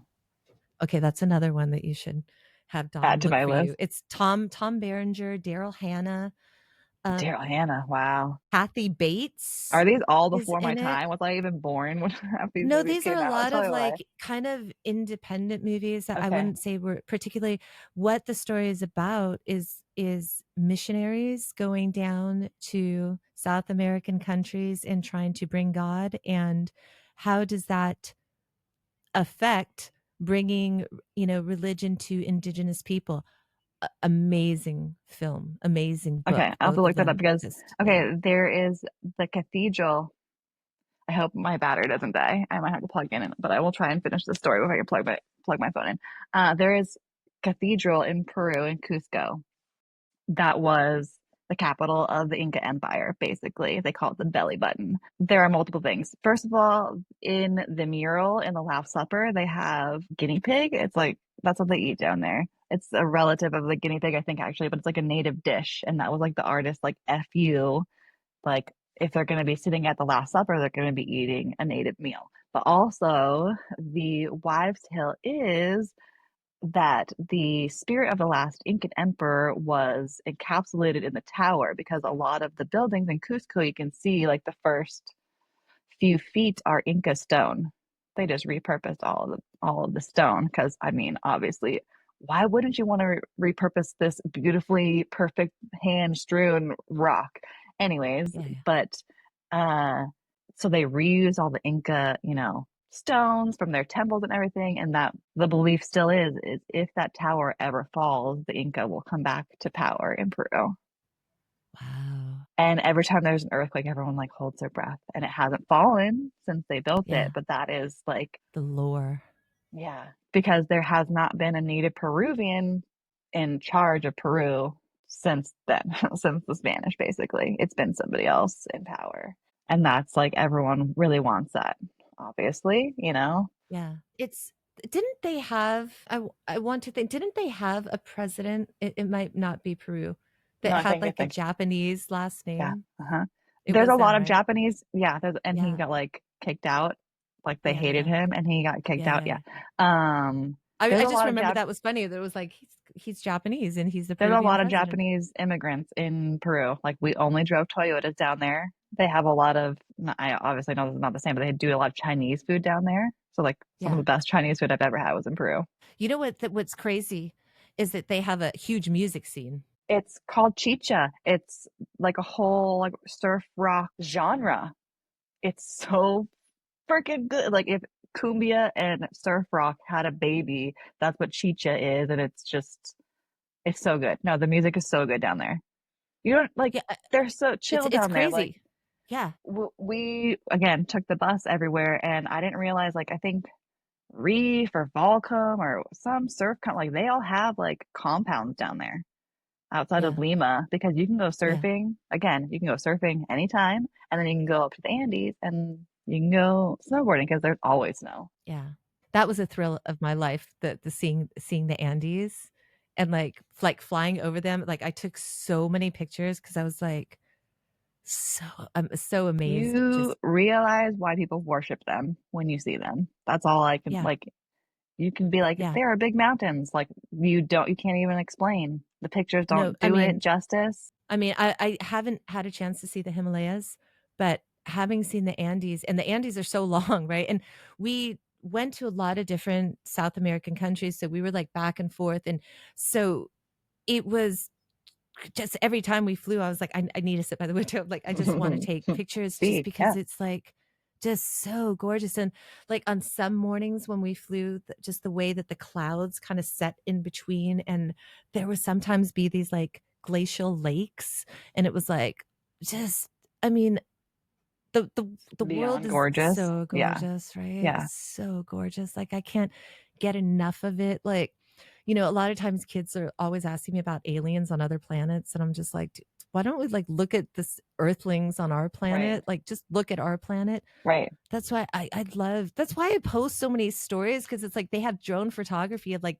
mountain ranges that I know you and most people that follow me are not going to have a chance to go and hike these things. But look at how cool this Icelandic mountain with the black, you know, sand, Yeah, how on and the surf and the gray clouds, like this looks like something out of like Thor. And I it's like it's happening right now. right here. It's Yeah, there right now. yeah. As we speak, it's existing on the same planet that we're on. That's so cool to me. Like Crazy. Yeah. I nerd out on stuff like that. It'll never get old. No, and that's Never. a good, I think, a good outlook to have on life too. Just to never lose the wonder of the world. You know what I mean? Like excitement, wonder, curiosity. I People lose that, and I don't, or they never had it. Do you think that they all gain it back when they have kids? No, no. I I think some might and some Some, don't, huh? yeah, for sure. I don't Yeah. think I would. I don't think I could say yes for Yeah. across the board. I don't think so. Parenting is a tough gig, man. I tell you. And What is the most exciting thing in archaeology that you've ever read about or came across?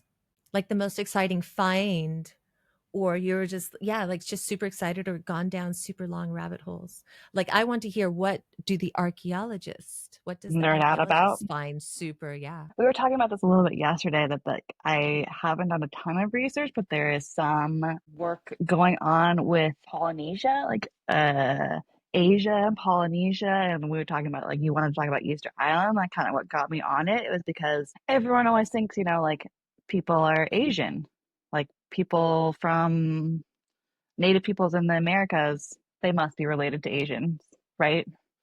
DNA says that that's where they came from. But it's like not really clear. But I guess somebody who was in, and it's like a lot of this is access to information. We'll get there was a John Oliver on that's about how like museums have all these collections in the basement and no one ever gets to see them, including these native peoples that they belong to.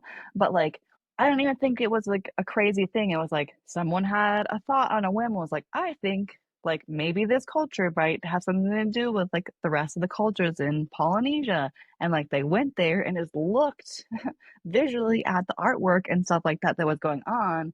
And it's very, like, you can tell like that's where it came from, kind of a thing. And Yeah. I think they did do some genetic testing and it did kind of prove that kind of stuff. So that's, I think, is very interesting to, we're like super obsessed with Moana in this house. So it's like seafaring people and like all like, to think that people weren't circumnavigating the globe before Magellan is silly. Yeah. Yeah. People were Yeah. living on the waters, they were exploring, they were doing all these things, they were out forever just to kind of retrace how people moved across. And you can do that with linguistics, with culture, with artwork, stuff like that. So to see, and for some reason, people have a hard time connecting boats with that too. You know what I mean? Like they just think it's walking or, there's only one way to get from point A to point B and it's usually never boats. So even like cultures that skip stuff that skips up and down the Americas, they think that people Yeah. had, were going up and down on boats. And that's like fair to think that. But because there's no Yeah. boats in the archaeological record, it's like, okay, well, they're wood. They deteriorate. Like, what do you, Yeah. Yeah. huh? What do you mean? There's also no food in the record, but are you saying they didn't eat? Like, come on. Yeah.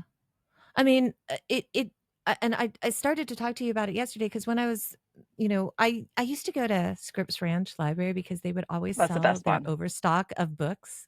And so like you go into and just get overstock and you just they'd be like $1 and dad and I would always go and we would need like a wheelbarrow, not a wheelbarrow, like a dolly Yeah, because we'd buy so many so books. many. Like we've like 5,000 books in this house. It's like crazy. Like I got all dad's books after he passed away. It's like we love books. We just got so many books. But in one of that, I love to look at like old books all the time because when you get old books, a lot of times you'll find like old book plates That's and okay. like I'm I'm obsessed with obsessed. thrift books. They do acceptable condition, and usually, like I got a couple books, and I don't have it in this room, but it was a book about Peruvian archaeology from the 70s, and it has a book checkout from the 80s. Yeah. Oh, And I was like, nice. I like my brain almost exploded when I opened up the page and saw like Yeah. the the thing in there. Yeah. I was Yeah. just like, Yeah. It's like so cool. Like this here is a book plate and it's like an old book plate that somebody had from like yeah, the 50s. And yeah. sometimes I find They books write and like stuff. somebody's Yeah. they write in it and it's like 1912 and I'm like I love to think of like what's this book seen? Like where's it been? What's because you can't tell as an archaeologist, it's hard to tell what is the history of where this like how did it end up? Where did it Man, I love but I could spend days in a used bookstore, like days and days There's and one right down the days. street from my house and it's bad. But again, thrift Maybe, books. And like you can yeah. put stuff on the wish list so I can get all my weird obscure books. Mhm. Mhm. Hello, this I just went one. somewhere the other day and this guy was selling for like like it was 20 and I read it when I was younger and I was like, "Oh my," and he was selling a Doors thing and it was like 20 cents. I mean, it's like old. I say, but what There's a calling card. I just found a calling card. This you is not find mine. you find stuff like You that in find there. stuff. And Let's say like what I was don't this one? care that it's like kind of moldy. No, I It's want funny. this one here. This I one. To Miss Holt Hills from Christy Cower, fourth grade, September 6th, 1996. See? Super, super cool. One day it was funny. These teachers came in and all the kids were in the library and they were like, they're like, what are you guys doing? I'm like, oh, I told them to open up a book and smell it because there's like no better smell. But I There also told the isn't. kids that there's one book in the library that's made of recycled pressed elephant dung. So watch out. So of course, all the Which one kids is are it? like grabbing every book, trying to find the elephant dung. I'm trying to. I think this is my oldest book I have. This one's 1927, and it's a Nice. Peru book. Yeah, that's a mug. I told you. One of your questions should be is what is on your bookshelf? And as a lot of times people say, why do you keep the books after you read them? I'm like, because sometimes you got to read them a couple of times. Like, I know, like, I've got a ton of astrophysics books because I want to understand the universe, but I have to, like, my mind, it's not easy to, some people can understand astrophysics quite easy. For me, it's not Who are quite those easy. So I'm people? like, Who I'm are like, those people? 5 times I have to read it to understand, and break it down. Like I even have a book. Kip Thorne has like a supplemental book, and he's like an astrophysicist on the science of interstellar, which he says is pretty accurate. And it's like, but I need him to explain to me that in other ways. And so, but yeah, like I love reading. Like I don't read a lot of fiction books. Like a lot of people read fiction books. I think that when I was younger, I would read more like I would read Stephen King and I would read like classics and stuff. But for me, I'm a sucker for nonfiction books because I'm just trying to piece together the world like That's in I my want to head. absorb. I did make myself, not make myself, but my friend has a book club and I joined it so that I could read something other than historical nonfiction because that is my book of choice. Yeah, Usually, I mean, even I say this, but I also watch Real Housewives. But I like to absorb, if I'm gonna waste time, like I want to absorb something. So like I like watching yeah, cooking shows or travel shows or Rick Steves. I love Rick Steves. Love you, Rick Steves. Because I want to learn something sometimes. Sometimes I want to disassociate and just watch, the valley. But sometimes I want to watch somebody scan something on LiDAR and, learn something new yeah, about what they found in yeah. the jungles, So it's a fine line. But yeah, I read a lot of dry books. Okay, here's another question. What's the most exciting find that you've had yourself personally? We had a button. So they wear the shawls, the capes. They usually have a pin that would hold it. We had a button, the first one that my professor had ever seen, and he has been working down in that river valley since the 80s. Yeah, When we were at one of the sites, I found a another button, but it was from the Pan America some war yeah, yeah, a long time ago. And I was like, "Oh, can I have it?" And my professor said, "You can because it's not that old. It's not as old as what we're looking yeah, for, yeah, but I will tell you that a few field seasons ago like found a coin or something and they took it with them and it gave them bad luck the rest of their travels, like they missed every travel arrangement they had, and like they ended up giving the coin back because they thought it was cursed. And I was like, okay, I will put this right back down in the dirt. yeah. I'm trying to think of what else we had. I mean, everything was cool that we dealt with: ceramics, textiles. It was all cool. I don't, it's all, Yeah. it all still, I mean, I go like, even just like stupid, like matates, by any Yeah. river. I'm just like, this is so cool. I love this. Yeah, because it's like, it's like you're immersing Again, yourself where people time actually traveling. lived. Yes. Yes. Yeah. Like you are putting Like I yourself can't in where they were. yeah. I can't even imagine how cool that must be in places like Machu Picchu, like or places like Egypt. Like I haven't gone to Egypt, but like over here we have Ayutthaya, was this the ancient city of Yeah. the first capital of Thailand. And what I find funny at the ancient ruins, and you could speak more of this, I'm sure, is like when you stand, and I've told all the kids this, I'm like, go over there and like, because they're all like stoked about Egypt and different things about the pyramids and their coordinates of the pyramids. I'm like, go They're on the go to cardinal directions. Ayutthaya. I Yeah. said, uh, open up your parents' GPS and stand on the corners of the temple and go find out what Perfect. directions they are: Yeah. north, south, east, west. Perfect. And I'm like, and this is like Shakespeare time that this stuff was built. So how did they do this without GPS? How did they do that? And it's like, let the kids like soak in that information for a while and go, "Oh, how did they do that?" But it amazes me. And you look at, I saw something the other day and it was like a series of, I don't know if it was the Great Pyramids or which pyramids it was, but they were showing that the where the points went up into the sky, if you pointed it out, that it was perfect to Orion's belt. Belts. Yeah. Yeah. Hmm. And it was like, Well, Orion's okay, belt was Osiris to the Egyptians, so right? that's the god of the dead. So he was carrying them into the underworld every night. Isn't that amazing? Yes, Like again, stars I play get an important role right, in everything. right? See, I get goosebumps of that because it's like you look at so It's not a many, like you were coincidence. talking about the aqueducts before. Like look at the engineering of Roman aqueducts and just getting the water systems of getting water up Petra into Machu Picchu. Yeah, Petra, Petra, and they have, I watched a show on that and it was super cool. The engineering to get the water there was insane, and they had pipes and they were perfectly engineered to be the correct angle to not have any air bubbles, and to, it was in freaking insane. right? Not to mention all the It's carvings of the amazing. buildings and all these things that they did. You know what I mean? Like the Yeah, craftsman, yeah, the craftsmanship, and then and again, they were masters of the stars, the sun. I mean, people are always like, again, the alien thing, like, well, there's pyramids on multiple continents or whatever, multiple. It's like, okay, where's the sun? It's up. How do you get up? You build stairs, okay? Like it's not, like these shapes are kind of universal, and it's a universal concept of they're worshiping the thing that's giving them life, that's giving them food. They know that, they're trying to get up to the heavens, and that's a way to do that. Ziggurats, pyramids, stepped pyramids, all of those are very similar.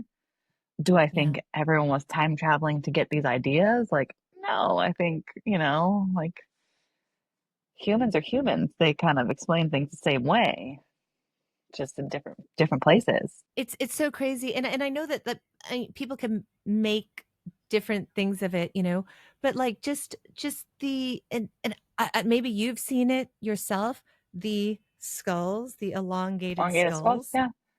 I mean, We've dealt with cranial deformation. Our medicine man had cranial deformation because we tried to try on his hat, his 4 point. It doesn't. It's a totally unique shape because that was a cultural thing for them.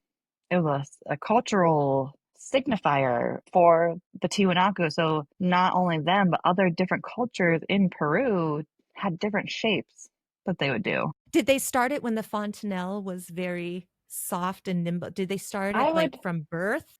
I would say they have to. I mean, and they have some time because your cranium doesn't fully fuse until you're like 12, if I remember Yeah, correctly. All the pieces of bone in your head don't fuse, but we don't have a lot of archaeological evidence of how they did. I mean, they have ideas. yeah, No one does yeah. it really anymore. So that's the big thing. There's no ethnographic side of this. Like half of archaeology is just seeing what people are doing in the area around them. Like Greek and Roman statues that have all the funky hairdos. People are like, how did they do that? It must be a wig. And then like they talk to a hairdresser and like, oh, it's just sewing it in, or, doing, you talk to somebody who's doing that craft still, and they'll have some insight for you. No one is doing cranial deformation anymore. So we have a limited idea. They think, it was younger and they started doing it, and it was just, gradual. So it's like plugging your ears. Or even in Thailand, we have the neck. Yeah. Hmm. So I mean, it's just and those I know for Thailand with the that tribe, I believe that they start putting the rings on very early to Yeah. stretch it out. Yeah. And Yeah. I don't know if they ever take it off or not. Like I feel stupid for being in Thailand and not going up there and studying more. I think they can't, like, it would just like Take it off at all. yeah, it would just like collapse, like the way that their body has morphed. Yeah. I mean, okay, so there's cranial deformation, but they also performed cranial surgeries without medication in Peru in these times. So the mummy that I unwrapped, he had trepidation on his skull. So he had a piece of his skull taken out. Wow. That's how they would like relieve pressure. They still kind of do it How do sometimes. they know that, man? Like I how don't freaking know, but it was healed. His was healed. He didn't die from that surgery. The bone had healed. So they were like, again, masters. They knew more about, the body. that's why shaman were so important, you know? There was power in shamanism, there was power in astrologers. There was like They a were lot like the of power. same. I mean, that's the astrologers and the priests were the same back then. I mean, even in Machu Picchu, they have, what do they call it? The place where they have an observatory. seriously, mom brain right now. They have like they call it the observatory, and it's like priests were taking care of this observatory. Like Machu Picchu was a ceremonial spot. It wasn't somebody's summer palace, like they say. It wasn't this or that. It was a religious place, basically. A lot Yeah. of the use was religious, and yeah. So I don't know. It's That's why I crazy. think that there's energy. There's like Oh, mystic a energy thousand. there. Like we don't even know what dark energy is, right? The universe is mostly made up of dark energy. We don't even know what that is. But like so how can you discount, those kind of like things up there? I I again don't necessarily believe in ghosts. I more believe in like the Buddhist Taoist like reincarnation kind of. It makes sense. There's there isn't new energy coming into the world. It's just being, you Yeah. know, switched to something else. Yeah. So Yeah. those atoms That that, makes sense to me. right? Like Yeah. I don't have to explain the ghost, or whatever, but like Yeah. that's energy, it's atoms, it's molecules, you know what I mean? So it makes sense to me that places like that feel humbling and spiritual, but there are creepy places that, same thing, have bad energy. There's definitely Yeah, good I believe energy, in bad bad energy energy, too. Yeah. for sure. Yeah. And then we were Yeah. talking about frequencies. There, before they started doing hallucinogenic drugs in Peru and Chiles, this is like kind of all in the Americas. They altered sound and light. So there are cultures, even before what I studied, where they had, I believe it's Chavin. Don't come at me if I'm wrong. It's close to that. But there is a temple and there's like carved steel, so like a big statue in the middle, and it's like all completely dark except for the like a sliver of light, like illuminating this religious person thing, Yeah. image, and that's all you see. And then they would use water and acoustics to just like basically overstimulate you. I mean, is that what it is? I mean, you know what I mean? Yeah. Like your senses Yeah. are being bombarded. Yeah. And the first That's senses they got amazing. to was eyes and ears I because you mean, don't need that makes sense. substances to do, you know what I mean, to alter anything. And again, I was watching, I have to find the show. It was on like Disney or Nat Geo or something like that. And it's this guy, and he went into this, I think it might have been in Turkey or something, and they had a room and they were doing like acoustic testing of the room, and like the vibration, like a certain singing was like almost like a drug, like you know what I mean? Like encapsulating, like I don't know, you know what I mean? Like Yeah. sometimes when you can feel music, you can definitely feel Yeah. Yeah. music. And that was like again a ritual space. So they're just like figuring out ways to, again, now as a mom, I'm seeing it as being overstimulated. Yeah. But they're basically like bombarding their senses. Stimuli, it's crazy. I would have rather had that than It's crazy. doing chilies like that. That's what came next. It's called a kiva in like the Southwest. They would sit in a room and burn chili peppers Wow. and just get like what's the chemical in Like in those the peppers? There's burn. It oh, I don't. burns. Yeah. Yeah. Yeah. That's It burns your crazy. eye. Yeah. They're It's like like a sweat basically lodge like kind of macing thing. themselves. Yeah, a sweat lodge, but macing yourself with Yes. pepper spray. And you hallucinate. Yeah, like that's sweat lodge is like, and I think that that's cool. I've talked to Desmond about it because like we were really into the Lost series, and there's like one Oh my God. episode where like John Locke goes into his sweat lodge tent, but he has these gonna tell him what to do with the island, and he comes out and he's like, I'm gonna move the island or something like that. It was like That kind of means it crazy, but lost. it's like Yeah. when I was younger, like I read this book by Lois Duncan, and it was like on astral project, like it was a young children's novel. She did like Summer of Fear, she did like all these kind of books, but astral projection, right? And me at 13, astral projection, like what's that? That's like really cool. And then I went to the library, got books about it, and it was like, oh, that Native Americans practice astral projection of like leaving their bodies at night and exploring stuff. And I was like, I want to do that. Like, and I remember you probably had him. Did you ever have Mr. Lightfoot? Uh-uh. So Uh-uh. he was the art teacher at, No. and he looked like What kind of Gordon teacher? Lightfoot. He was the art teacher at Mount Carmel. But what kind of and he like had this big long beard. no And but his name was Nataha Lightfoot, right? And I went up to him and I said, I remember saying, "Are you Native American?" And he's like, "Yes." And I said, "Do you know anything about astral projection?" And he was like, "Yes." And we like talked about it, and it was like so cool because he said that like his wife practiced it. Like if she had like a toothache or something, like she could leave her body and not feel that pain. And I mean, as a kid, I was like, no, like I never thought that's superpower, impossible. right? Cool. How can I do that? Yeah. How can I do that? I remember just trying to find books, like going to the library, finding books, like how does it? Because there were so many books about it, and they were just like, you've got to let It's go. And I've never meditation, been able to right? do it, It's right? It really meditation. is meditation. But as a child, I'm like, I never could do it. But I want to circle back to something you said about the kids. Like, they don't have any preconceived notions about any of this stuff, too, which is so good to see, especially on hot topics like history, culture, stuff like that. They don't have, I mean, unless they're growing up in some super racist household, you know, yeah, these yeah, preconceived notions of all these things. They are a fresh slate. The best description of this I've ever heard was something about Yosemite, how everyone has like a preconceived notion of Yosemite, how it's beautiful, blah, blah, blah, gem, wonder, blah, blah, blah. And the park ranger said, I like seeing the kids' reactions because they don't have any context of where they are.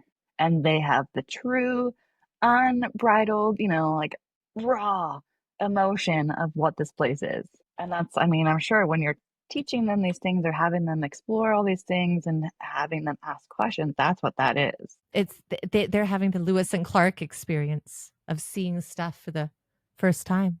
And just, I often think about that. I think about the Oregon Trail, right? Like a lot. Like I played the game when I was a kid, but I think about the Oregon Trail a lot of like coming across in wagons, but the landscape that they were seeing, like Okay. that Do you know how big of a gets to nerd I me. am? I have researched and found old wagon trails that you can go to, like off the 395 in California. Nice. Very, very cool. Yeah, because my mom did the same thing. Anytime I went anywhere, she'd be like, "Could you imagine taking a covered wagon out here? Could you just imagine?" No, I Yeah, couldn't. right? But I also, it's couldn't, okay. but And yeah, those are great questions. I was talking to somebody about this too, because you think about what did California look like? The closest we will ever get in Southern California is Camp Pendleton. What it looked like post Spanish, because cattle ruined Yeah, everything that was there yeah, originally. But like yeah. Camp Pendleton is a snapshot of what it looked like. And I mean, there are obviously some other places that have been protected, but that's why it stayed, because Camp Pendleton has been there. But that's, if you want to know kind of what the chaparral and everything looks like, And it go and get lost. it's gorgeous because I've gone to the ranch. I've been because Dad went. He ended before he went into private, private Consulting, whatever. corporation Yeah. afterwards after he left the civil service. But I got to go to Pendleton a lot, but this is pre 9/11, so like on all the different cars, because sometimes he took different cars, there was always like the base sticker. So even when like he was not on the base anymore, I still had the base sticker. So like I love going on the base. I don't know why. Like I loved going on the base. I'm I sure it's like to just nostalgic drive for you. around. It Yeah. is 500, because I think it's like 25 by 25 square. It's like 500 square miles of just basically untouched, Nothing.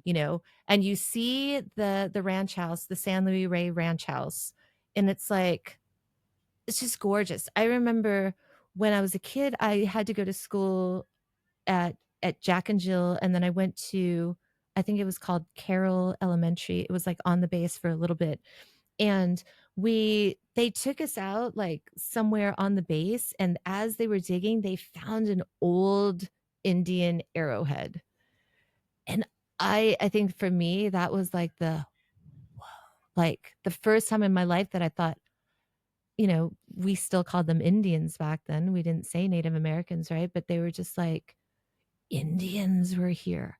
Like as a kid, that seems so cool, right? Like this was My an mom tells me Indians. stories of like them going down to the creek and like picking up arrowheads, and I'm just like, ah, like screaming inside for so many reasons. One, I'm jealous. Two, there's no context. Three, where are all these things? Where are all these Yeah. artifacts? Can we get them back? Don't you think some Yeah. of the people that live here, maybe the native tribes, Barona, would want any of this Yeah. stuff back? Yeah. But it's, I mean, it's just, Pendleton's amazing. Yeah, Pendleton's so amazing. The There is chaparral, a I just, I do love it. That's why I love driving the base. It's a huge base. It's fun to drive. I just like ginormous. looking around. You couldn't do that like after 9/11 because they'd be like ID, and I'm like, I don't have my ID. It's my dad's sticker. I just wanted to drive around. They're like, you can't do it anymore. I'm like, all right, thanks. Now it's even worse. But Yeah. yeah, And I used to love to go to Miramar when Top Gun was still there, and I just go and I just park somewhere and just like watch the touch and goes because it just made me happy because I liked it growing up in the Philippines. You know, I was going to say something because Dominic's Philippines. Uh, the Filipino people and the Filipino culture is one of my favorites in the world, and I tell everybody this. I love Filipinos so much because whenever I've met any Filipino in life, I'm not Filipino at all, have no Filipino blood, but I tell them that I lived in the Philippines. They have took me into their family and they're like, you're one of us now. And so I have all these Filipino families and I love them. I love them so much because they're just like, oh, you've been in the Philippines. Come, you're one of and us. but that's And a Filipino thing because so everyone's an welcoming. auntie Yeah. and uncle. Like everyone is family. You don't have to be blood related to be a ninang or a tia or a tio. Like you do not. Yeah. Like Yeah. even so, Dominic, his ninang, which is like godparent in Tagalog, is Yeah. like some white dude. It's not even a Yeah. Filipino dude. It's Yeah. somebody's friend. But that's I have friends that are Filipino and we joke like we have quarter Filipino kids. If they get married, they'll still be quarter Filipino. Right. Yeah. Yeah. Okay, so you were talking about a lot of the Polynesia. Um, Yes. like I said, I read Kon-Tiki when I was young. I got the book at Scripps Ranch. It was a used book, but I read it because I was like, what's this about? And for people that don't know what Kon-Tiki is about, Thor, I think his name is Thor Heyerdahl. He's a Swedish guy, and he was trying to recreate a raft to try to see if it was possible that the islands in Micronesia were populated coming from South America, and they tried to make the rafts what would have been available at the time. So that was really interesting to me because they said, okay, what would they have used, to get, because obviously there wasn't rafts left, things deteriorated. So what would they use? And they determined that the balsa tree floated, they could do something. So they did this chart and proved, okay, it could have happened this way. Possible. That was Yes. like one possibility of it happening that way. But I thought it never occurred to me up until that point of like, oh, well, people are trying to prove something by recreating it. And that's kind of by recreating it using the old tools. And up until that point that I read that book, I'd never really considered it that way of like trying to prove something by recreating it. And that was fascinating to me. Experimental And then, archaeology. Maybe yeah. I was like And then super going, into like the history shows because they did all that kind of stuff. Like, what kind of cherry, like, so I was always thinking in that. I mean, that's why I went out and got that foam to try and make that sandal because I was just like, how did they freaking do this? It's not the same, but I'm trying to, working with the best got here. But yeah, I mean, even I take a ceramics class, and that's a big part of how I look at doing ceramics is how they used to do it. I could go on a whole rabbit hole on ceramics. They coil like just the methodology, and even my teacher made a comment like, "Oh, you know what you're talking about, and you help with these." Da, da, da. It's like cooking. If you know the basics, you can do whatever you want. So I'm interested in the mechanics of it, like some of the ceramics that we had were blackware. I don't know if you've ever seen like black pottery. It kind of looks shiny. yeah, yeah, It's not clay, it's how they fire it. It's controlling the oxygen in the firing process. So it's like things like that you don't even think about. yeah. So How did you figure that out? I mean, I've taken classes on it. People told me, but I had a No, really not you, cool. like them. Oh, Like, yeah, how yeah. did they figure it Well, out? Yeah. people are still doing it. That's why. Yeah. Again, did you take ceramics at Mount Carmel? Mr. Miller, I had he Mr. was Burt. okay. Mr. Miller, he would show us videos of Ugh, I thought I had a book here. She's like a famous artist that does all the white and black pottery in South America, or not South America, the Southwest, American Southwest. But they still fire stuff like that, and like they rub it with a stone. It's called burnishing it to make it shiny. On so some of it's matte, some of it's shiny, and it's like firing process and all these things. That's like in Japan, they don't know some of the recipes for like they can't recreate some of the glazes because people aren't using them anymore. So it's again like ethnography comes into such a huge play in all of this because if people aren't still doing these things, it's harder to put those pieces together. Even in, I think it was Egypt, I forget what it was. They didn't know how they used to collect honey from bees because there weren't any beehives because they were made out of clay and they would deteriorate like mud, not fired, not like a ceramic, like just mud. But there was an accidental fire that had happened in somebody's house and it fired these clay beehives. Oh, And then they could yeah, figure out how they were doing it because it accidentally, got saved. It's yeah, crazy. yeah. That And they're is still doing amazing. and they're still doing it the same way. Was the takeaway. They couldn't prove it because they didn't Yeah, have any proof of it, but they still collect honey the same way to that's this day. crazy. And it was like if it wasn't Egypt, it was somewhere in like the Middle East because it was like in the land of milk and honey was like the lecture, I think, that I listened to Yeah. of a traveling But professor that's at so school. amazing that you can, look at that stuff and kind of try to tell that story of, and I think that that story, I mean, definitely knowing where we came from as a species, not just like culturally or nationality wise, but like as a species, We're is an like so animal. incredibly fascinating. We're an Yeah. animal and people forget that. And I think they need to come back down to earth a little bit more about that. We're an Yeah. animal. So I like it's to say we're crazy. Yeah. earthlings. I love saying that we're earthlings because I love thinking of us as a community on this planet, including all the weird creatures that are I underwater mean, and stuff like that. It's we like should we're be. We should all, be. We should be more of I a mean, community. We could be better. right? How about that? We I could be think that, better. yeah, we could be so much I better. think the Like, native peoples were better. I'm not gonna lie, yeah, because that's with all these like Doge cuts and stuff like that, blah blah blah, inefficient, blah blah blah.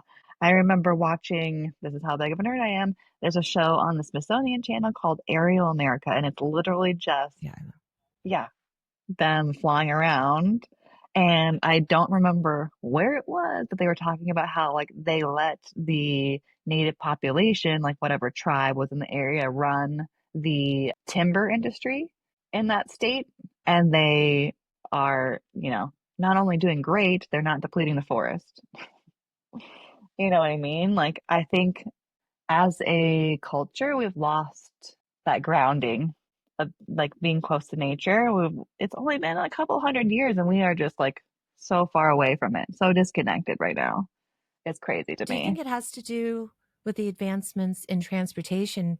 Because, culturally in the past, you would think that people would stay in a certain area and that you'd learn the customs, you'd learn the forest, you'd learn, like I would imagine That was the only you'd thing you learn could learn. what Right. Yeah. plant, yeah, Yeah. what Yeah. plant healed you. And with the, increased transportation and people moving and scattering, that you lose a lot of that cultural anthropology. I was just thinking about how globalization was like ruining the world. I mean, it is and it isn't because I like to learn about all these things and I want to see what is going on in the other places of the world. But also, on the same token, globalization has, in some capacities, made everything the same. It's like boring. You know what I mean? Like Yeah. everything people want it to be like standard across the board. And it's just like, but that's not what makes this interesting. Yeah, it's definitely the differences that, that's why like I like having this podcast because and it started out as a music podcast, but then like as we were looking at analytics and stuff, we're like, what, even when I have like my friends from like, middle school on and we just talk about life, like people listen to that as much as they listen to me talking to somebody that's working in music. So we just kind of changed and we're like, it started to evolve into a community. And I love that because then I'm like, I just want to bring people on, and sure, I want to talk about music, but I want to talk about, like, I want to bring on Sarah, talk about archaeology because I'm so stoked about archaeology. Yeah, but all those things influence your music too. I mean, you know what I mean? Like Yeah. you Yeah. go to another place, you hear a different instrument, you hear a different sound, a different song, Yeah. different whatever, something on the radio, you know, cumbia beat, you bring that back, that can change everything for you. You know what I mean? Like inspiration for music comes, I mean, music is part of a lifestyle. So it's a lifestyle podcast as far as you know what I mean? Like music or Yeah. not, it's lifestyle. Yeah. I mean, because it's amazing to me, like, It's all I was intertwined. saying that Peru, like when we landed in Peru, like I remember, where was I was in Chile. I was in Chile when Barack Obama was declared president, like the presidential election. I was in Chile at the time, and it was that night, and REM had played and stuff like that. It was like a couple of shows, but the crowd of people, like, I was so surprised, went to a couple of festivals in South America, and a lot of people, I think when they think of South America, they think, I don't know what people think of when they think of South America, I don't right? think I have any I don't idea. think people think of like, "Oh, they're a crazy music-loving country," but they are, and they are, I would say that music fans in South America right now, I want this is gonna be so controversial. They surpass North American music fans. I would And agree the with you a reason why thousand I say percent. this is when I have gone to South American shows, it is like, okay, sure, if you look at some video like of Rage Against the Machine playing Glastonbury or something, and you see like a crowd of 100,000 people jumping, okay, Yeah. that's not common. Okay, that's not a No. common thing. Yeah. Most of the shows that I've gone to in America, I would say in the last 30 years or so, have went from people like to now it's just this the whole night, or and just and Recording this, it. Yeah. Yeah. Yeah. Yeah. but you're not looking at the show, Yeah. You're you're looking it through your looking at phone. your phone. So, and it's funny, like my son went to prom last night, and I'm like, did you get a lot of pictures? He's like, That's why he was wearing he's the like, I tux. I was was, wondering. and it's like freshman prom. I'm like, what are you talking about, freshman Does he even prom? get to Like, we go to didn't have prom? freshman What? prom. Yeah. Yeah, so they got freshman prom, like Okay. well, it's like it was like Okay. all Sure. years. Okay. He didn't have a date, but that was cool. But like I understood, he wanted to, go and hang out. But he said, yeah, I didn't take a lot of pictures. He's like, I was just living in the moment. I'm like, such a good, Yeah. that's smart. Yeah. Like, and he generally, like, a lot of times he doesn't have pictures of things, and I'm like, oh, you don't have, like, Well, he you know, goes you're on having fun residential, I'm if like, you you don't have were. pictures. Yeah. And I'm like, and I was like, maybe he's doing all right. Like, I Yeah. was like No. really kind of proud of him. I'm like, that's awesome. I took him to his first concert. We went to his first concert together. Like, he asked me if he could go, and I was like, yeah. And then he's like, do you want to go with me? And I'm like, yes. Of course I do. He did ditch me. He totally ditched I me, like, mean, once he got there. But I still, he mean, invited me. He wasn't, but it was cool because he moved up, he got up to the front. And this, you will find this interesting because he's just like, I got to get in line so I could get, it was general admission. I'm like, what do you mean you got to get in line? He's like, because I want to get up front. I'm like, why don't you just make push your your way way up up. front? Right. That's what we did. It was just like, just kind of sneak. They are so freaking polite here. They're like, no, thank you. Like, don't do that. Like, they don't let you go up front No. and they're like, Yeah. no. No And mosh it's not pitting. like an aggressive, like, Yeah. Yeah. no, you can't get up. They're just like, no, you're not going to push your way up front. And I was like, oh, I was wrong. Like that. Yeah, they're so lovely here. And Yeah. even before the show, like everybody just sat in a queue, and some queues, which is crazy, it's a They Thailand put thing. their shoe. People just put slippers or like a water bottle or Uh-huh. a rock, Something. and people just go away. They It would just never totally happen go here. away. That would never happen in America. Never Oh, happened. Like, I saw the New Year's Eve line where they were gonna have the big New Year's Eve celebration. I, like, walked Bangkok that day. I'm like, "I'm just gonna take a walk." And they had this whole thing, and foreign tourists were like, "Do you know what this is?" I'm like, "Yeah, this is the queue." it's a They're like, and line. they laughed. They're like, "This is the queue?" I'm like, "Yeah." And they were like, "Yeah, who's gonna, observe this and go by it?" I'm like, nobody messes with Yeah. it. That's Yeah. it. Like, Yeah. that rock is that rock. Like, that's a placeholder and nobody messes with that. And I love that. Not It's here, like buddy. Not civility. here. Yeah, No, no, no. no, no. We're a little I too think that selfish it over seems here. that South Americans, and much like Asians, don't have that fear of expressing their joy Well, I was of gonna say seeing they something they love. they work hard and they appreciate life more because of it, I think. And you know what? Filipinos, and I love this. When we lived in the Philippines, because he was in charge of all the different clubs on the bases, he'd had different acts that come Was he a on in bands and stuff. facility manager? What was his No, he title? was in charge of MWR. And so he had MWR and he had all the base. He was the base club coordinator. So all the clubs fell under him and stuff like that. And so it was kind of nice when you are doing that kind of, like, for me it was such a fortunate kind of a childhood in the sense that because he did that, all the USO tours that came to support the troops went through him, and he would be in charge of, like, okay, they're here for 4 days, take them around on some tours, because it would be like, okay, they're going to go snorkeling trips or this and that. So, like, growing up, I got to hang out with like all these celebrities, all these rock stars, and because they were coming to entertain the troops, they left like all that ego, all that everything behind. They were just like normal people. I got to hang out with like Happy Days, Cruz, Anson Williams, Cindy Williams, Anson. I can't remember his name. But it was such a cool thing. And so, like, when I grew up and got older, it was like it didn't.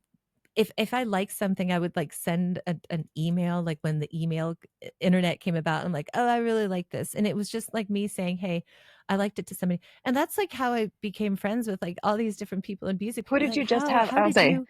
who did you just have on the Swedish band front lady? Cecilia, Yeah, Cecilia same Nordland, thing, yeah, right? You said you just email her out of the blue, like, I like you. I'm coming to your show. yeah. Well, no, so this was a really interesting thing. I didn't connect with her until many, many years later, but I'd heard her because Gavin Rossdale had like said something about this band in Rolling Stone. I was like, I want to see this band. I want to hear this band. Went out and bought it like at Lou's, fell in love with it. And I'm like, you know me, I don't like to go out much, but I was like, I don't know if they're ever going to come back. They're from Sweden. Like, I want to go see them. But like, I didn't know how at the time to like show like, hey, I'm here to support you. So I was like, I was just going to write like their band name so that like when I cheered, like they would see it. And what's crazy is like, so this happens, I go home, 30 years pass or something, right? Somehow I find her on Instagram, and like I just sent the story, and like she's like, "Oh my god." She's like, "I I know remember you. that." Yeah. She's like, "I remember that." She's like, "I don't remember your face, but I remember the arms because we were just starting out on tour. We didn't think anybody knew us." And that was like full circle crazy. Like, I can't believe that she remembered that, and it was like we could have this shared experience, and that was amazing. But yeah, a lot of people are like, "How do you know this person? How do you know this person?" I'm like, music, honestly, music. And they turned out to be like super, a lot of them are super music fans as well. I I might mean, just have a question. we know each other from music. Yeah, see, it just totally makes sense to me. And Like, that's, I it asked what your sign was earlier because I'm a Virgo, which I think Cancer is July, right? Right before Leo, right? mhm. I attract Virgos and I feel like you have Virgo energy, but Cancer is pretty close. So that makes sense. Like I It's have so many Virgo friends, like a couple days apart from my birthday. It's crazy. I'll tell you something crazy. So like I said, I wasn't I wasn't really into astrology much before, but I remember one day, like as I was putting like birthdays into my phone so I can remember my Remember? birthdays, Yeah. there would be clusters as like here's a cluster here, here's a cluster here. And I just told Diana yesterday, I said, it's interesting that my best friends, I would say that the inner core circle of me, like the super, super best friends, most everyone was an Aries. Aries or Capricorn. That's it. That's interesting. And what's interesting about the Aries is that they are completely opposite to me in temperament, in opinion in the way they handle things, but I need that in life. Like I So need yin to and a see the yang. other side, Yeah. you know? Yeah. And so it's I love that because I know that like whatever I have an idea on, I'll go talk to Marty and Marty will have the complete other side of it. But I need to have that. Well, it's a But the collaboration, not an second echo chamber. ring tier, the second ring tier of like all the other ones that are super close to me, all Virgos. We're freaks, All man. Virgos. We're fucking Like freaks. what's that? So like people could sit there and say, "Oh, you're looking for it." Okay, but this is just a fact. Like look at how many Virgo No, friends I have. That's it's not like obviously it's not something like that I'm resonates. right. Well, I'm not meeting people and being like, "What's your birthday?" Oh, okay, it's not. You're not in the end of August, early September. Sorry, you gotta go. It's like I find out after the fact, Yeah, and it just happens right? to be, oh, your birthday's 4 days after mine. That makes freaking sense why we get along. Yeah. Yeah. So I have like, yeah, I have a lot of friends that are the Cancers and Virgos, but my bestest friends are usually Capricorn and Aries. And it's never deterred from those two things. It's either Capricorn or it's an Aries. And then over here it's either Cancer or Virgo. But Cancer's an Like Earth second sign, tier of right? friends. Cancer's an Earth sign, and Water. Water is sign. it? Oh, that's Yeah. trouble because Rosie's a Cancer, and so is Dominic's an Aquarius. So to Ooh, be that's tough because my mom is an Aquarius, but I believe that it's an air sign Aquarius, despite it being pouring water, water. Um, and it's tough. Angus is a Cancer. My dad was a Cancer, and our three dispositions are exactly the same, and we clash with my mom. Just different. I think for her, if I was to say anything, and so I don't know a lot about Dominic. I mean, obviously I know Dominic, but I don't know Dominic well as opposed to like, Patrick or something. So you'll know if this is true or not. So I found that with my mom, she's an Aquarius. I feel like she's type of a water sign, not like a fixed water sign, but it represents she needs to flow. moving. Yeah. Like she's a person that needs to do things, to get out, to be social. She needs to flow. Whereas me, I feel like I could completely be fixed. I could be solid. I could be Homebody. ice. I could just do different things. And so my son's that way. So that's where we get the friction. And so when COVID happened, me and him we were fine. We're Fine. like, yeah, we like being at home. We're good. We're totally good. She was like a caged tiger. She's Animal. like, I Yeah. need to get out. I need to be social. I need to see my friends. And we're like, why do you need to do any of those things? Like, just be at home. And she's like, no. And it drove her crazy. I'm And sure. so that drove us crazy. And But she's us driving you being crazy. so Yeah. happy. Yeah. And then us being happy at being home drove her crazy. She's like, how could you be happy here? We're like, well, we love it. She's like, I feel like a prisoner. And we're like, you're lucky you're next door to us. Like you could be like alone by yourself somewhere. We're Right. like, you should be happy. You should be grateful.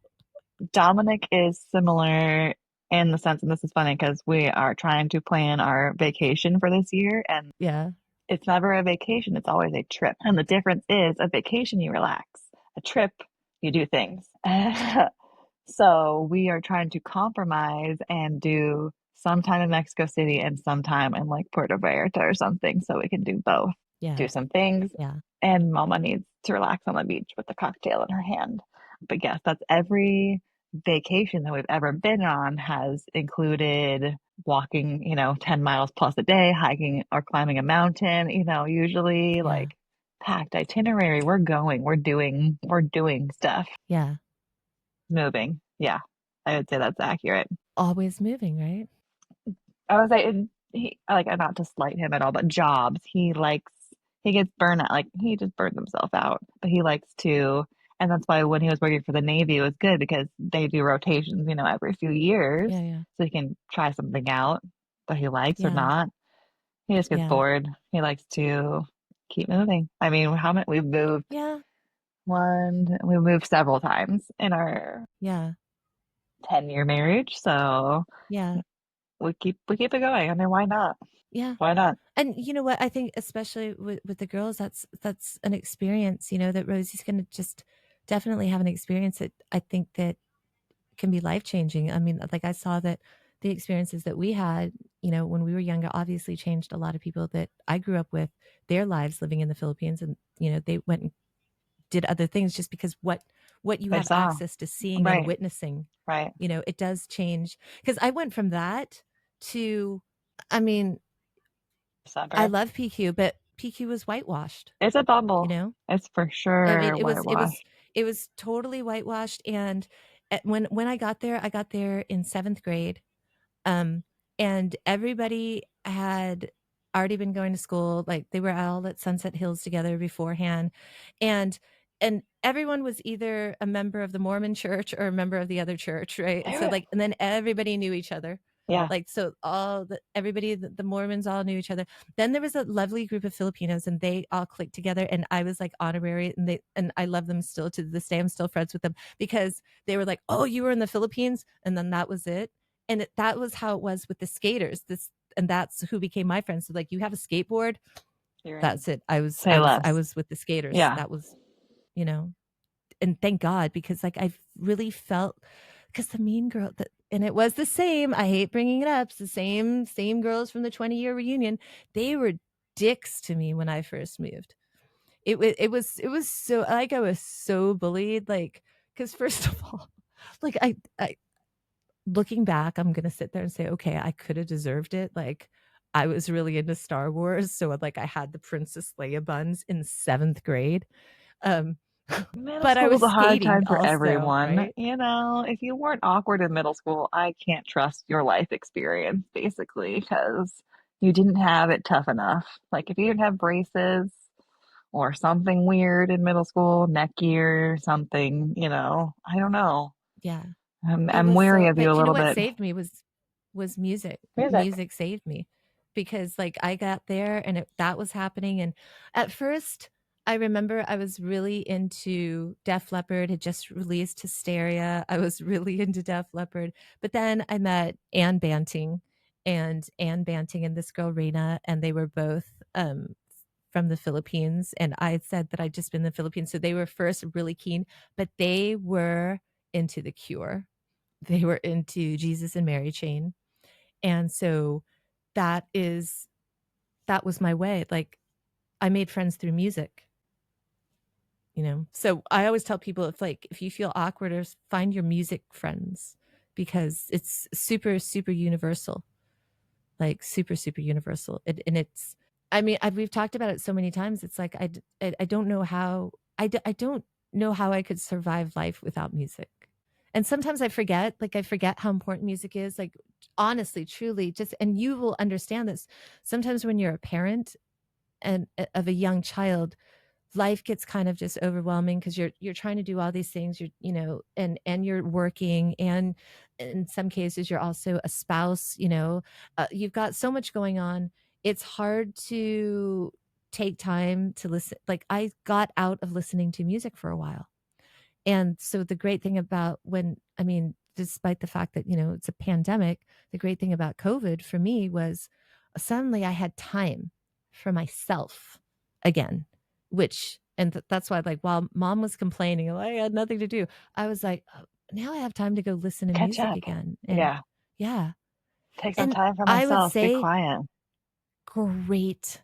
Those 2 years for me, I found myself again.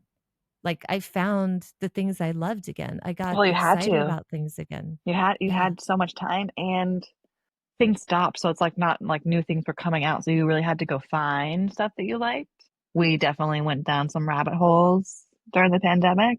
A lot of music rabbit holes too, though. I mean, Rosie has a wide range of because we just have dance parties all day, and even still, music is very important. And like, if we have a fixation on the song, however stupid it is, we will like, Yeah. that's the thing. And I like, oh, it's in my head now. We got to play it. We got to put it on the Yeah. TV. Like, that's a Yeah. common almost, and it was, Dominic did it for like Taylor Swift or something, it's whatever's stuck in your head. We all like, he's obsessed with Peach Pit. I don't know if you know Peach Pit, but Mm-mm. they're from Canada. They're like beach rocky. What do they call themselves? Nice. Chewed up bubblegum pop. That's It how they just, is. yeah, they're Yeah. vibey, but the girls Yeah. love them because we're obsessed with them.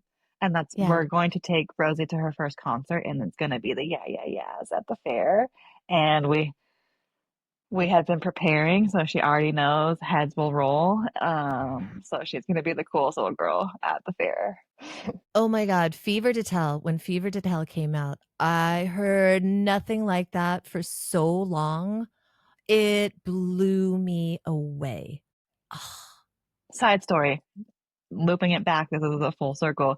The geomorphologist in Peru, because we had so much time on our hands after we got home. There was no internet, we were lucky we had electricity basically. So it got so bad at one point we were making Facebook like paper Facebook pages and writing on each other's Facebook walls because we were so bored. But anyways, the geomorphologist was like asking us questions, and he was like, "Hey, what do you think is going to be, you know, one of your favorite albums 10 years from now?"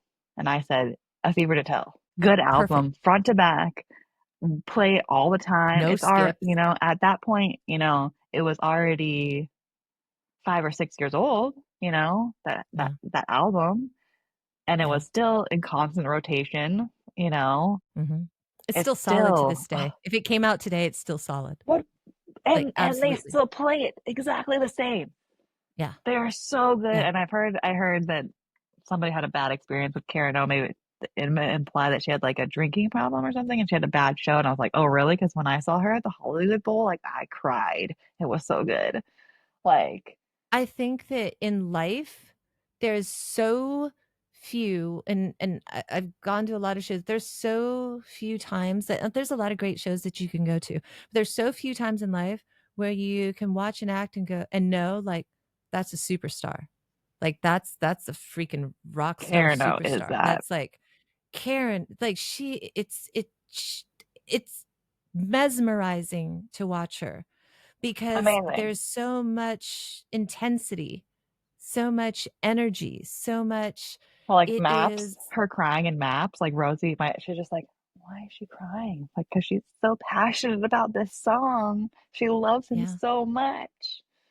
And then I have yeah, to tell her that that was Dominic and I song in high school was Maps. Like, and now I can play yeah, that for the girls. I was listening to the other day with the baby, and I was like, they don't love you like I love you. Like as a mom, now that yeah, lyric has changed for me from a high schooler in love, whatever, doing whatever, to being a mom, being in love with my kids, and no one will ever love them the way that I love yeah, them.